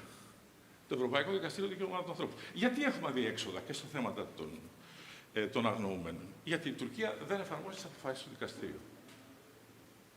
Έχει καταδικαστεί, συζητάει ακόμα και για αποζημιώσεις, αλλά αυτό που πρέπει να κάνει για να απαντήσει στην υποχρέωση, στην επανόρθωση, και τι θα πει επανόρθωση, να κάνει την έρευνα για να δει πώς ο Χρήστος σκοτώθηκε, πού σκοτώθηκε, ποιος το σκότωσε, ποιος είναι ο δρόν τότε.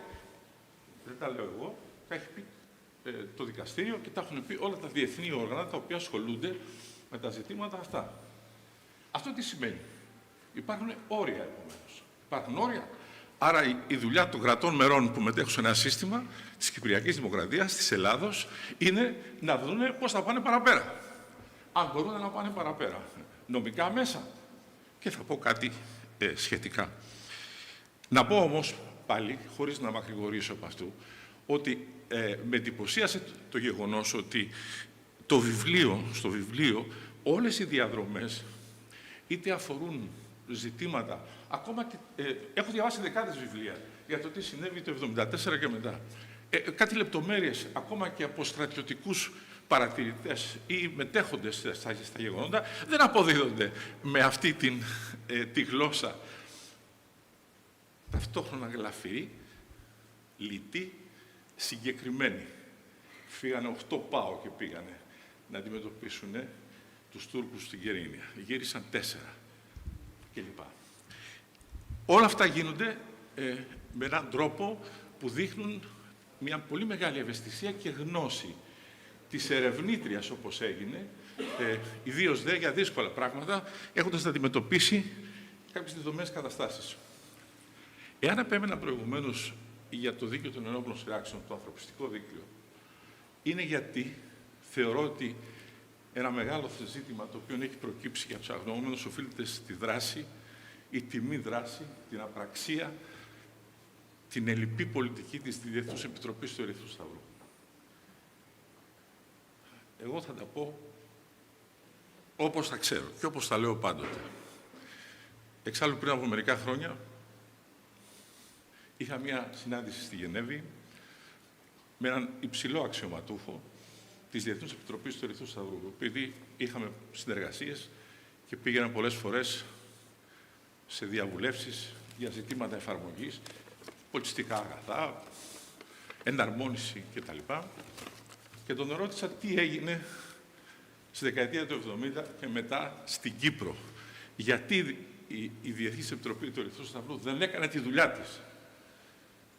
Δεν είναι ούτε δέα ούτε τίποτα. Η δουλειά της Διεθνούς Επιτροπής του Ερυθρού Σταυρού είναι αυτή. Όπως φαίνεται, προκύπτει και από το βιβλίο, φυσικά, και όλες τις πληροφορίες που υπάρχουν. Αυτός θα πάει στη φυλακή και θα καταγράψει.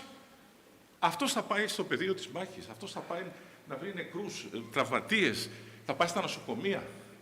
Έχει το δικαίωμα μέχρι σήμερα. Η Διεθνής Επιτροπή του Ερυθρού Σταυρού έχει πρόσβαση μέχρι στον ISIS. Δεν υπάρχει άλλος. Αυτή είναι η μεγάλη επιτυχία του διεθνούς δικαίου για τις ένοπλες σειράξεις. Και γίνεται αποδεκτό αυτό. Τι έγινε, τι συνέβη τελικά? Μήπως η κίνηση που έγινε να ψηφιστεί από τη Γενική Συνέλευση το 1981, αυτό που οδήγησε στη δημιουργία μιας επιτροπής, στην οποία τελικά βάλανε μέσα ως τρίτο μέλος τη Διεθνή Επιτροπή του Ερυθρού Σταυρού, την έβγαλε από το σύνηθες αυτό που κάνει, αυτό που ξέρει να κάνει. Είναι ένα από τα ερωτηματικά στα οποία δεν πήρα απάντηση τότε στη Γενέβη, ούτε φυσικά μπορεί να πάρει κανείς εύκολα, παρά μόνο ίσως εάν του επιτρέψουν να δει αρχαιακό υλικό, το οποίο πολύ θα ήθελα να το έβλεπα, γιατί πραγματικά η Κύπρος έχει καταγραφεί ως αποτυχία της ICRC. Έτσι, η διαχείριση. Δεν είναι ευτυχή στη Γενέβη με το τι έγινε και το ότι ακολούθησε εκεί. Αυτό δε γιατί επιπλέον τους στερεί λίγο και τη δουλειά τους. Γιατί αναγκαστικά μετά θα πάμε σε καμία μεταβατική δικαιοσύνη θεσμό, θα πάμε σε καμία Truth Commission, σαν λύση, και θα έρθω σε αυτό, και επομένως τα πράγματα θα είναι διαφορετικά. Θέλω να πω ότι την προσέγγιση που κάνω, στέκομαι στο γεγονός, πέρα από αυτή τη συζήτηση που είχα με τα στελέχη της ICRC, την εμπειρία που έζησα ως πρέσβης της Ελλάδος στο Συμβούλιο της Ευρώπης και αυτά που έζησα 3,5 χρόνια, όταν συζητούσαμε τη μη συμμόρφωση της Τουρκίας στις κυπριακές προσφυγές. Για λόγους που καταλαβαίνετε, δεν πρόκειται να απαριθμίσω εδώ το τι συνέβη εκεί.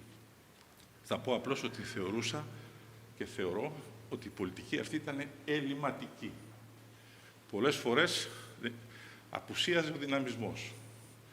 Ακόμα και ο κατακαιρματισμός των υποθέσεων, όπου κατά δόσεις συζητούσαμε τα θέματα της Κύπρου, αναεξάμηνο ή αναέτος αγνοούμενοι. Αναεξάμηνο ή αναέτος, όχι εξάμηνο, κατά έτος, περιουσιακά, εγκλωβισμένοι.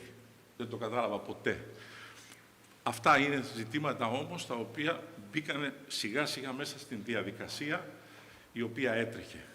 Πρέπει να πω ότι ενώ τρέχαν αυτές οι διαδικασίες, δυστυχώς και η μετέρα πατρίς δεν ήταν πιο δυναμική, ακολουθώντας την Κυπριακή Δημοκρατία, σε μία μάλλον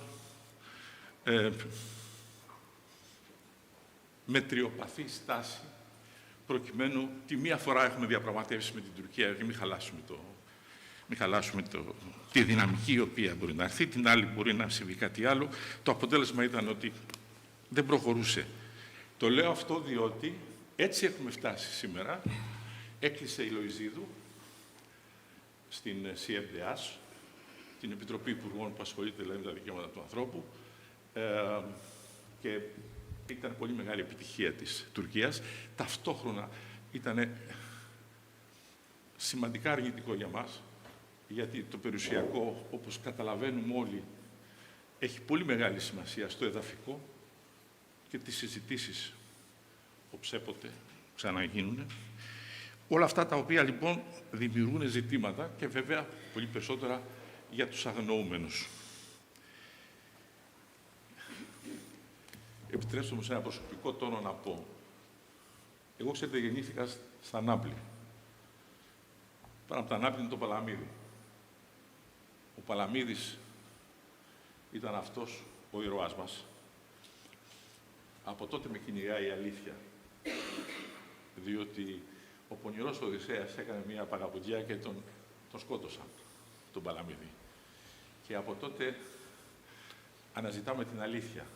Ο Γοργίας έχει γράψει ένα καταπληκτικό κείμενο, υπερπαλαμίδου απολογία, τι είναι η αλήθεια. Η αλήθεια με κυνήγαγε από τότε. Και γι' αυτό θεώρησα, όταν συναντήθηκα με πολύ σημαντικούς ανθρώπους, οι οποίοι παίζανε ένα ρόλο στη διεθνή κοινότητα, καθηγητές βάρους, τον Κασέσε, τον Ιταλό, τον Βραζιλιάνο του δικαστή, τον Κασάντο Τριντάντ, να ακούω, να βλέπω τις σκέψεις σε σχέση με το πώς αντιμετωπίζει στην πράξη, πώς διεκδικεί στην πράξη τέτοιου είδους ζητήματα, όπου έρχεται και η πολιτική, ενδεχομένως, οι επιλογές δηλαδή που κάνει μια κυβέρνηση, στη διαχείριση αυτών των πραγμάτων, διότι αν θέλει κάνει μια διακρατική προσφυγή, γιατί η Ελλάδα δεν έκανε μια διακρατική προσφυγή? Το έχω πει στη Λευκοσία, εδώ στην Κύπρο το έχω πει δεκάδες φορές. Θεωρώ αδιανόητο ότι η Ελλάδα δεν έκανε διακρατική προσφυγή για τους αγνοούμενους. Δεν έκανε. Πολιτική επιλογή. Τώρα, οι ατομικές προσφυγές είναι βέβαια η απάντηση. Αλλά όταν οι ατομικές προσφυγές αναδεικνύουν τα προβλήματα, καλή ώρα η υπόθεση Βασιλείου έδειξε αυτά που περιγράφει το βιβλίο τόσο ωραία. Ωραία. Τι ωραία. Μελανά χρώματα είναι.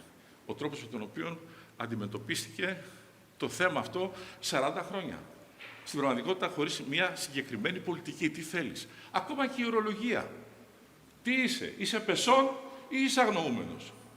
Είσαι εξαφανισμένος, η ορολογία και η νομική ακόμα έχει τη σημασία τους. Όλα.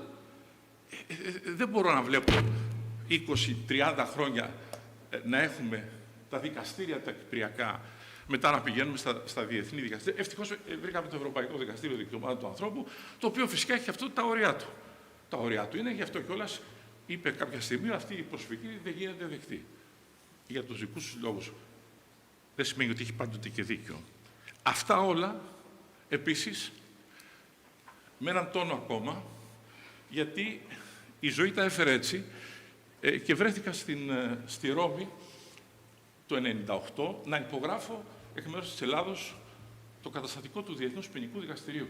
Γιατί αυτά, κυρίες και κύριοι, που συζητάμε τώρα γίνονται ενώπιον μιας κατάστασης όπου ο κόσμος έχει αλλάξει.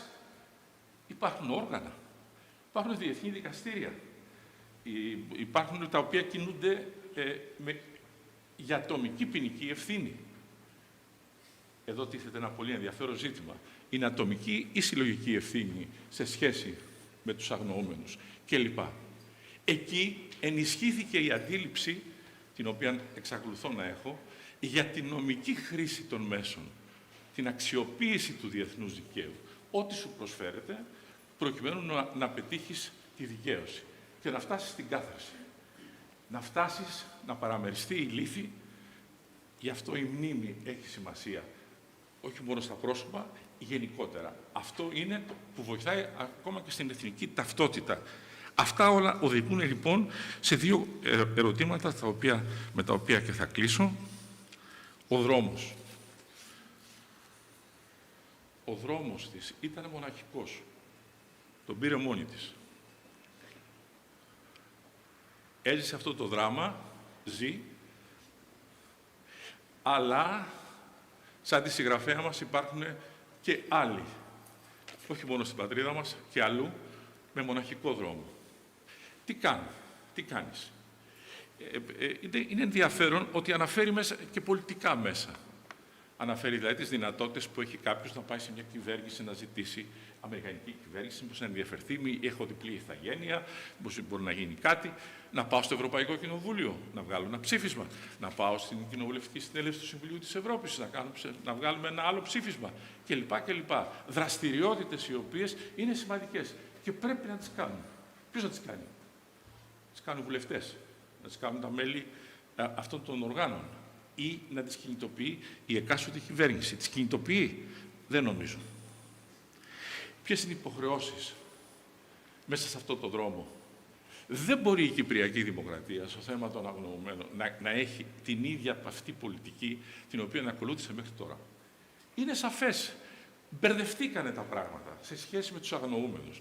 Ο ρόλος της Επιτροπής, ανεξάρτητα από πρόσωπα και οτιδήποτε άλλο.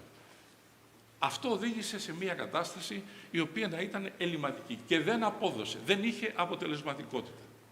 Αυτό σημαίνει ότι η Κυπριακή κυβέρνηση, η οποία έχει υποχρέωση να εξηγήσει ο Χρήστος πώς έφυγε. Αν δεν το κάνει αυτό για τον κάθε αγνοούμενο, για την κάθε περίπτωση, τότε παραβιάζει τις υποχρεώσεις της. Το ίδιο κάνουν και οι άλλοι. Έχει ενδιαφέρον εδώ, παρενθετικά να πω, ότι ανάμεσα στα ενδιαφέροντα της Τουρκίας, που είπα προηγουμένως ότι η Τουρκία έχει φτάσει σε ένα σημείο και δεν συνεργάζεται. Και δεν νομίζω ότι θα αλλάξει και στάση. Φτάσατε στο σημείο να πούνε, για να σας δώσουμε εμείς, να σας γνωρίσουμε 2-3 κόπεδα μέρη, ξέρω εγώ, στην Κύπρο κτλ., για να γίνουν έρευνα, να δώσει η Ελλάδα επίσης θέσεις όπου ενδεχομένως να έχουν ταφεί φερόμενοι αγνοούμενοι. Μεταφορά της ευθύνης στην Ελλάδα. Και έγινε ολόκληρη ιστορία και στην Αθήνα πώς θα γίνει αυτό και διάφορα τέτοια πράγματα. Η υπόθεση, η απόφαση του δικαστηρίου του Στρασβούργου στην υπόθεση Βασιλείου δείχνει ότι χρειάζεται αλλαγή πολιτική στη διαχείριση αυτή. Εδώ έρχεται το ζήτημα λοιπόν, αυτό το οποίο έχει τεθεί, μάλιστα ο δικηγόρος, ο Αχιλλέας ο Δημητριάδης, το έχει θέσει αυτό στο παρελθόν, της μιας επιτροπής αληθείας. Εξηγούμε σε ένα δευτερόλεπτο. Όταν διαπιστώνεται παραβίαση από το Ευρωπαϊκό Δικαστήριο Δικαιωμάτων του Ανθρώπου, παίρνεις μέτρα γενικής και ειδικής συμμόρφωσης. Στα γενικά μέτρα κτλ. Εφόσον δεν κάνει τίποτα η Τουρκία, προτείνεται αυτή τη στιγμή, μια ιδέα θα ήταν, να υποκαταστήσει αυτό που είναι που λέγεται σήμερα ΔΕΑ ή ότι δεν ξέρω πώς αλλιώς λέγεται, μια επιτροπή αληθείας, η Truth Commission. Να πάμε σε έναν αμιγώς θεσμό μεταβατικής δικαιοσύνης. Έγινε διάσημη η μεταβατική δικαιοσύνη και η Truth Commissions με το Μαντέλα. Η Νότιος Αφρική ξεκόλλησε, έφυγε, απογειώθηκε χάρη σε αυτό το οποίο έγινε με την πρώτη Επιτροπή Αληθείας. Ακολούθησαν κι άλλες επιτροπές αληθείας οι οποίες κινούνται εκεί. Δεν είναι εύκολο. Ιδίως εκεί που υπάρχουν εντάσεις. Γιατί χρειάζεται μια αυθεντική συνεργασία, έστω και αν βέβαια τα μέλη μιας Truth Commission θα είναι πρόσωπα αποδεκτά, τα οποία θα μπορέσουν να κινήσουν πράγματα. Δεν ξέρω εάν θα γίνει αυτό δεκτό. Άκουσα, εσείς τα ξέρετε καλύτερα ίσως, ότι το καλοκαίρι ο πρόεδρος Χριστοδουλίδης το σημείωσε ως ένα ενδεχόμενο, δηλαδή είναι προς εξέταση κάτι. Ίσως μια Truth Commission να αποδώσει. Σε μια εκδήλωση στη Λευκοσία πριν από 2-3 χρόνια είχα υποστηρίξει ότι εφόσον δεν αποδίδουν είτε οι ατομικές προσφυγές ή έχουν φτάσει σε ένα όριο τους, είτε δεν εφαρμόζεται η τέταρτη διακρατική, η Κυπριακή Δημοκρατία να κάνει νέα διακρατική προσφυγή, στην οποία στην ουσία να θέτει στο δικαστήριο ζητήματα τα οποία να τίθεται πολύ δυναμικά όσον αφορά την Τουρκία. Εδώ, κυρίες και κύριοι, να είμαστε ειλικρινείς. Η Ρωσία αποχώρησε από το Συμβουλίο της Ευρώπης.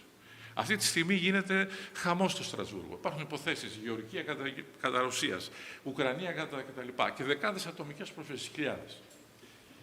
Η Τουρκία δεν το έχει σε τίποτα αύριο το πρωί να πει αποχωρώ από το Συμβουλίο της Ευρώπης.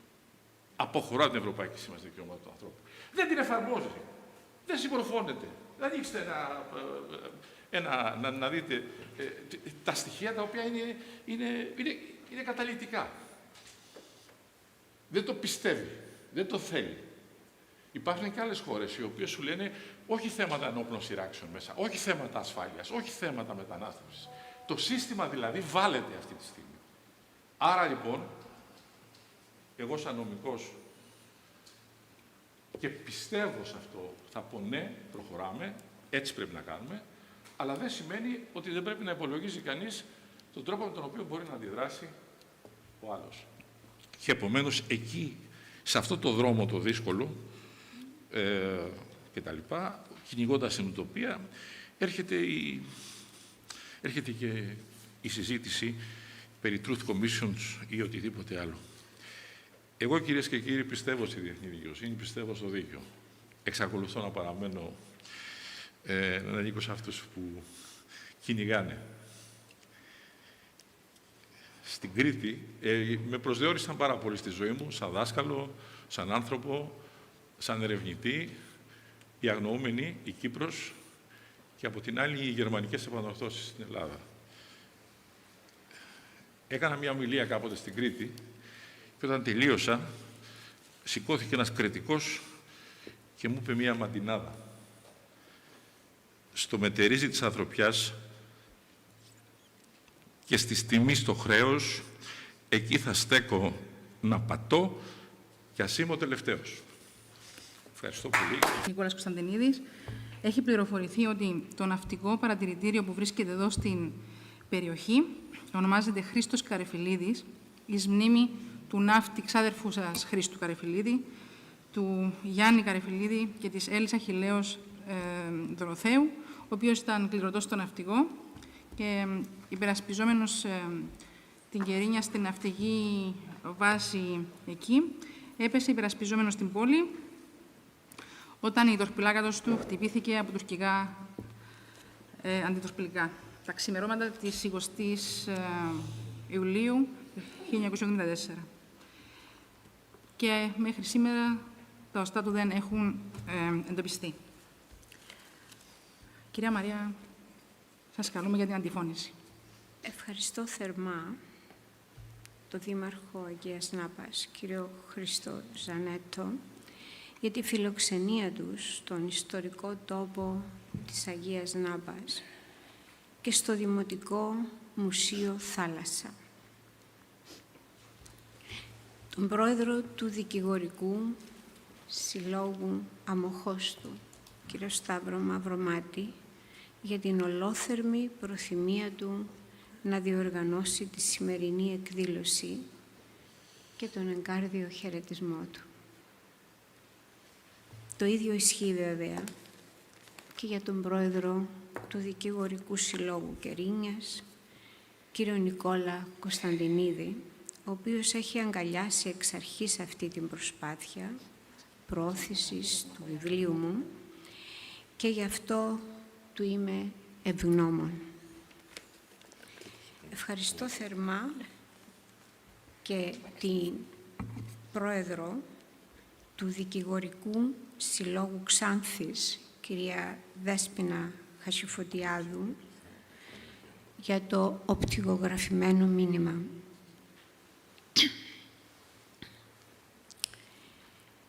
Ευχαριστώ θερμά και τους εκλεκτούς προσκεκλημένους ομιλητές, κύριο Άγγελο Συρίγο και κύριο Στέλιο Περάκη.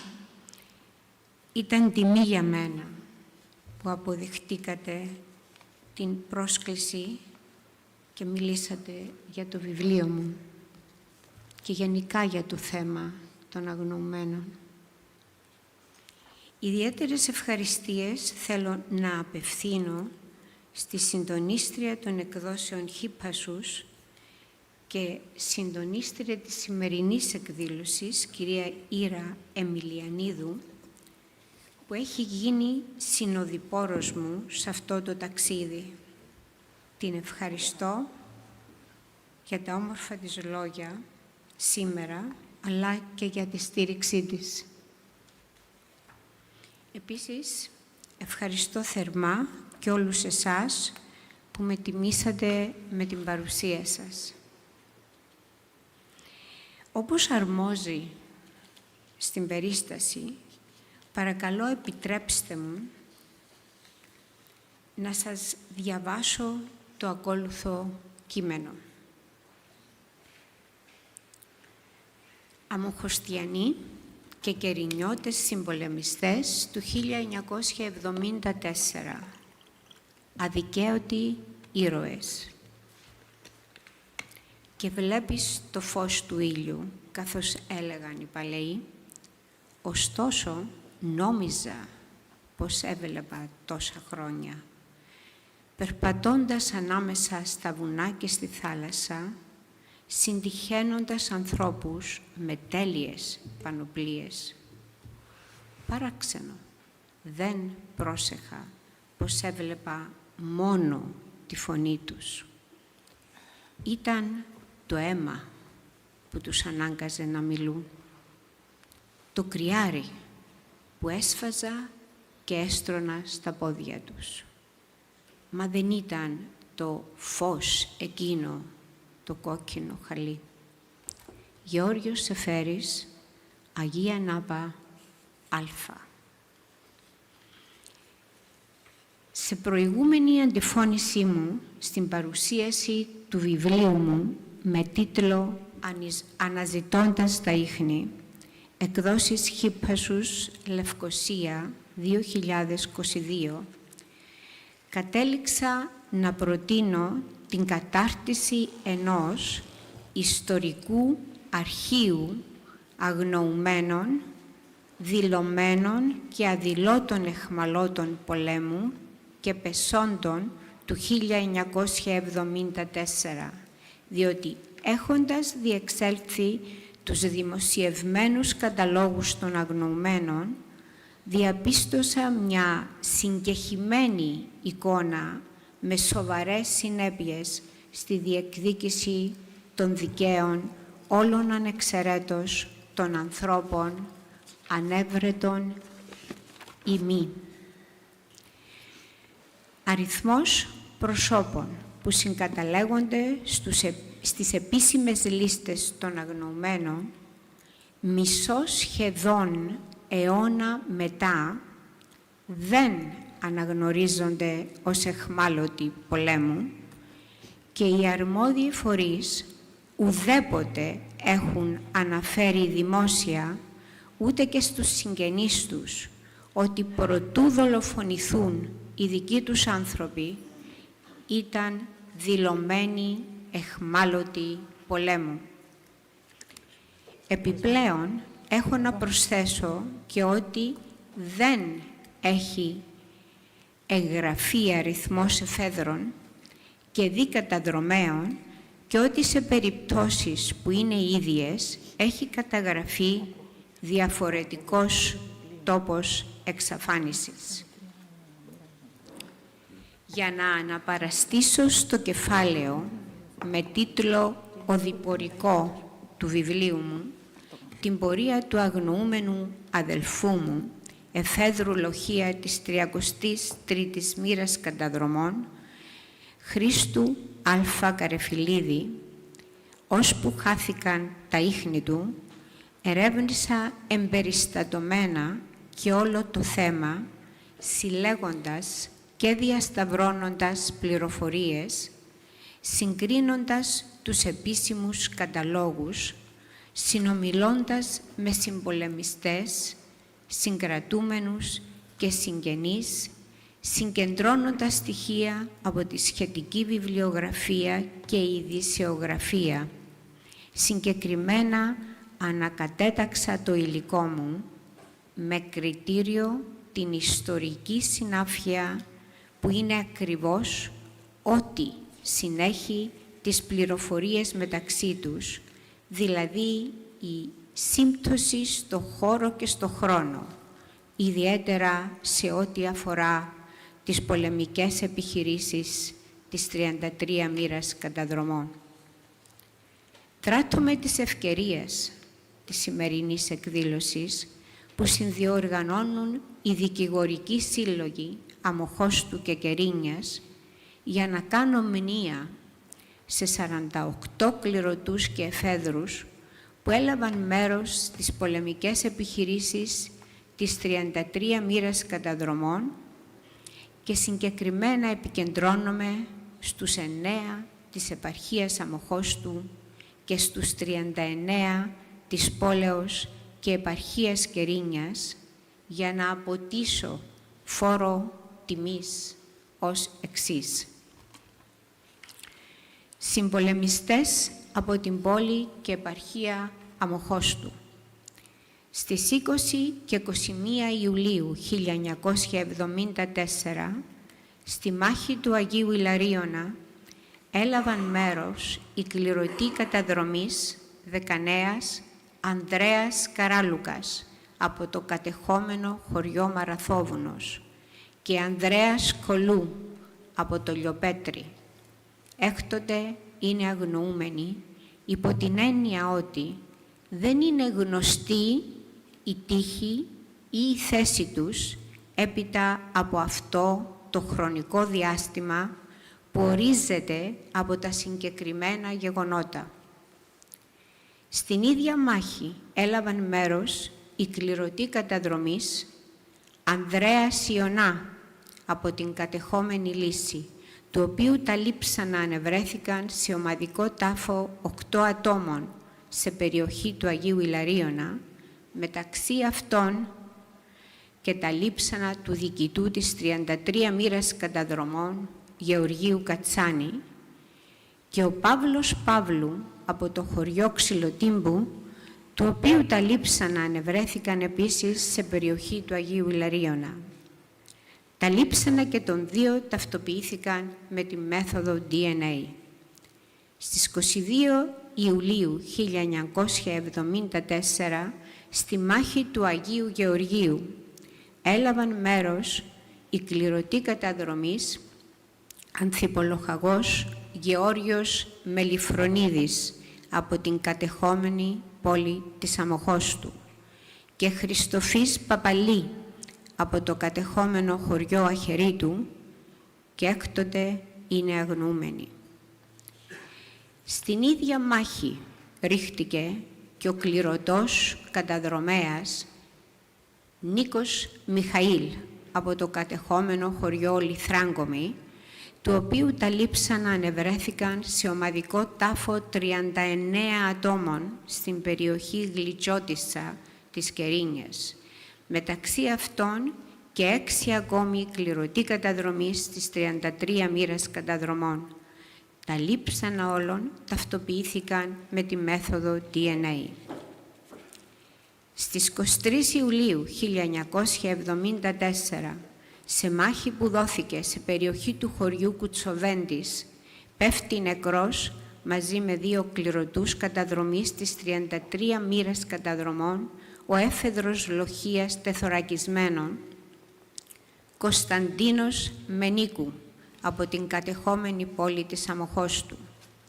Οι σωροί τους στάφηκαν στη Λευκοσία, στο κημητήριο Λακατάμιας, ο ένας πλάι στον άλλον, ως άγνωστοι στρατιώτες, ενώ τα ονόματά τους συμπεριελήφθησαν στο μακρύ κατάλογο των αγνοωμένων. Τα λείψανά τους ταυτοποιήθηκαν με τη μέθοδο DNA 2 και πλέον δεκαετίες μετά. Ο έφεδρος λοχείας της 33 μοίρας καταδρομών Σιμεών Γλυκένου από το χωριό Παραλίμνη, κατά την επιστράτευση παρουσιάστηκε στην 32 μοίρα καταδρομών που έδρευε στο μοναστήρι του Αγίου Χρυσοστόμου, στο κατεχόμενο χωριό Κουτσοβέντης και μετέσχε στις μάχες της εν λόγω μοίρας κατά την διάρκεια της πρώτης και της δεύτερης εισβολής του Αττήλα. Εξαφανίστηκε στην περιοχή της κατεχόμενης Χαλεύκας κατά τη διάρκεια της δεύτερης εισβολής. Τα λείψανά του ανεβρέθηκαν σε ομαδικό τάφο στην περιοχή του τουρκοκυπριακού χωριού Τζάος, και ταυτοποιήθηκαν με τη μέθοδο DNA. Χαρακτηριστικά αναφέρω αυτούσια τη μαρτυρία της αδερφής του Μαρίας. Τον πυροβόλησαν στο κεφάλι. Δεν είχε άκρα, μάλλον τον είχαν δεμένο. Συμπολεμιστές από την πόλη και επαρχία Κερίνιας. Στις 20 και 21 Ιουλίου 1974 έλαβαν μέρος στη μάχη του Αγίου Ιλαρίωνα ο έφεδρος στρατιώτης Γρηγορίου Μιχάλης από το χωριό Δίκομο και ο έφεδρος στρατιώτης Καράντονας Παναγιώτης από τον Άγιο Αμβρόσιο, των οποίων τα λείψανα ανεβρέθηκαν στον ομαδικό τάφο των 8 ατόμων σε περιοχή του Αγίου Ιλαρίωνα και ταυτοποιήθηκαν με τη μέθοδο DNA. Στο σημείο αυτό τονίζω ότι στο κεφάλαιο «Πικρές αλήθειες» του βιβλίου μου κάνω την εξής αναφορά για το δεύτερο συμπολεμιστή από την πόλη και την επαρχία της Κερίνιας μας. Στα μέσα Απριλίου 2021 ανακοινώθηκε η ανέβρεση των οστών και η ταυτοποίησή τους με τη μέθοδο DNA και τέταρτου δηλωμένου εχμαλώτου πολέμου. Πρόκειται για το στρατιώτη πεζικού Παναγιώτη Ανδρέα Καράντονα από τον Άγιο Αμβρόσιο Κερίνιας, ο οποίος σύμφωνα με τον κατάλογο των 7 δηλωμένων εχμαλώτων πολέμου της Διεθνούς Ενώσεως του Ερυθρού Σταυρού φέρει αριθμό αναφοράς ICRC Reference Number EZY 135/8. Σύμφωνα με το πιστοποιητικό αυτό, στον επίσημο κατάλογο των εχμαλώτων πολέμου του τουρκικού στρατού, ο αριθμός αναφοράς του ήταν 1779, FK3, σελίδα 51 και κρατείτο σε φυλακή στον τουρκοκρατούμενο τομέα της Κύπρου. Θέλω να υπογραμμίσω το γεγονός ότι οι επίσημες ανακοινώσεις δεν ανέφεραν ότι ο έφεδρος στρατιώτης Παναγιώτης Καράντονας ήταν δηλωμένος εχμάλωτος πολέμου. Ανάφεραν μόνο ότι ο ήρωας έπεσε υπερπίστεως και πατρίδος στις 21 Ιουλίου 1974 σε μάχη της 33 μοίρας καταδρομών και ότι τα οστά του ανεβρέθηκαν εις τον ομαδικό τάφο στην περιοχή του Αγίου Ιλαρίωνα και ταυτοποιήθηκαν με τη μέθοδο DNA. Στις 20 και 21 Ιουλίου 1974 μετέσχε στη μάχη του Αγίου Ιλαρίωνα και ο έφεδρος στρατιώτης όμορφου Κώστας από το χωριό Δίκομο, ο οποίος έκτοτε είναι αγνοούμενος. Κατά τη μάχη του Αγίου Γεωργίου στις 22 Ιουλίου 1974, καθώς επίσης και στις μάχες που ακολούθησαν με τους εισβολείς που συνέχισαν να προελάβουν σε περίοδο εκεχηρίας, δεν είναι γνωστή η τύχη ή η θέση 9 κληρωτών και 8 εφέδρων. Ανάμεσά τους 3 έφεδροι καταδρομής έγιναν εχμάλωτοι. Αναβρέθηκαν τα λείψανα 9 κληρωτών και 6 εφέδρων σε διάφορες περιοχές της κατεχόμενης επαρχίας Κερίνιας και ταυτοποιήθηκαν με τη μέθοδο DNA. Στις 23 Ιουλίου 1974 εκτελούνται εν ψυχρό μετά από ενέδρα οι τραυματιοφορείς της 33 μοίρες καταδρομών Δρουσότης Σωτήριος από το Λάρνα Καλαπίθου και καταδρομέας Χαραλαμπίδης Μιχαλάκης από την Κερίνια. Τα λείψανά τους ανεβρέθηκαν σε ομαδικό τάφο στο χωριό Καζάφανη και ταυτοποιήθηκαν με τη μέθοδο DNA. Στις 23 Ιουλίου 1974, ο καταδρομέας Μαντράλης Κωνσταντίνος από τη Λάπεθο έπεσε μαχόμενος στον Κουτσοβέντη. Στις 31 Ιουλίου 1974, ο έφεδρος καταδρομέας Πίτας Κωνσταντίνος από το χωριό Πάναγρα έπεσε σε άλλο πεδίο μάχης παρά το χωριό Αγριδάκι στο δυτικό Πενταδάχτυλο. τάφηκε στο ελεύθερο τότε χωριό του.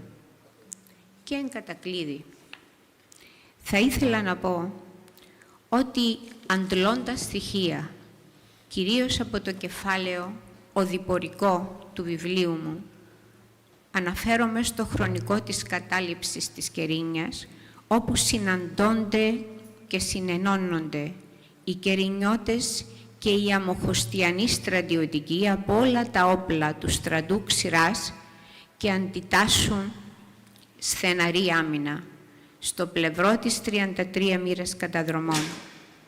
Ενώσο οι πράξεις τους εκλαμβάνονται ως μεμονωμένες ανδραγαθίες, ο κοινός αγώνας τους μένει ακόμα αδικαίωτος.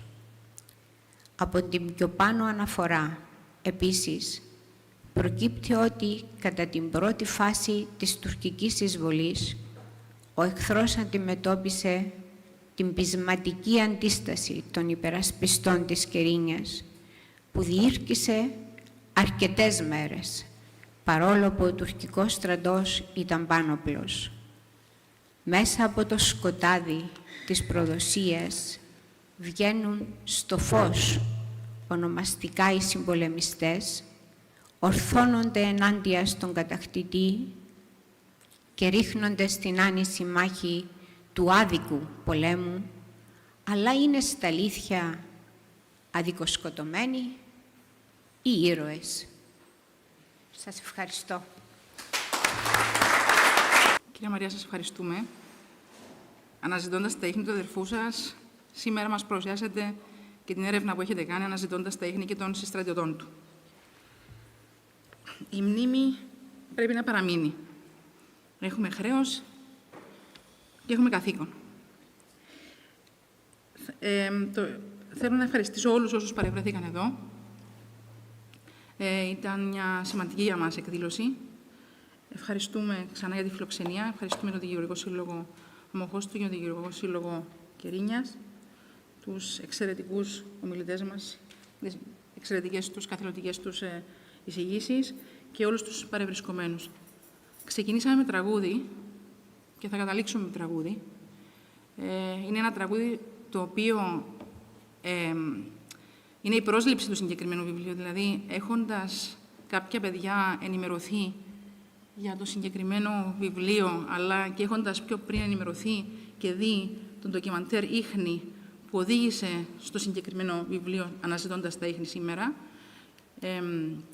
Το ντοκιμαντέρ ήταν της δημοσιογράφου Σοφίας Ιορδανίδου στη Θεσσαλονίκη.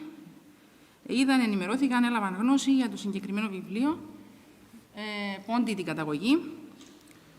Έχουν γράψει τους στίχους και τη μουσική οι αδερφοί Γιάννης και Στέφανος Διαμαντίδης. Σε τραγούδι ερμηνεύει η Ελένη Βιτάλη. Και πάλι σας ευχαριστώ.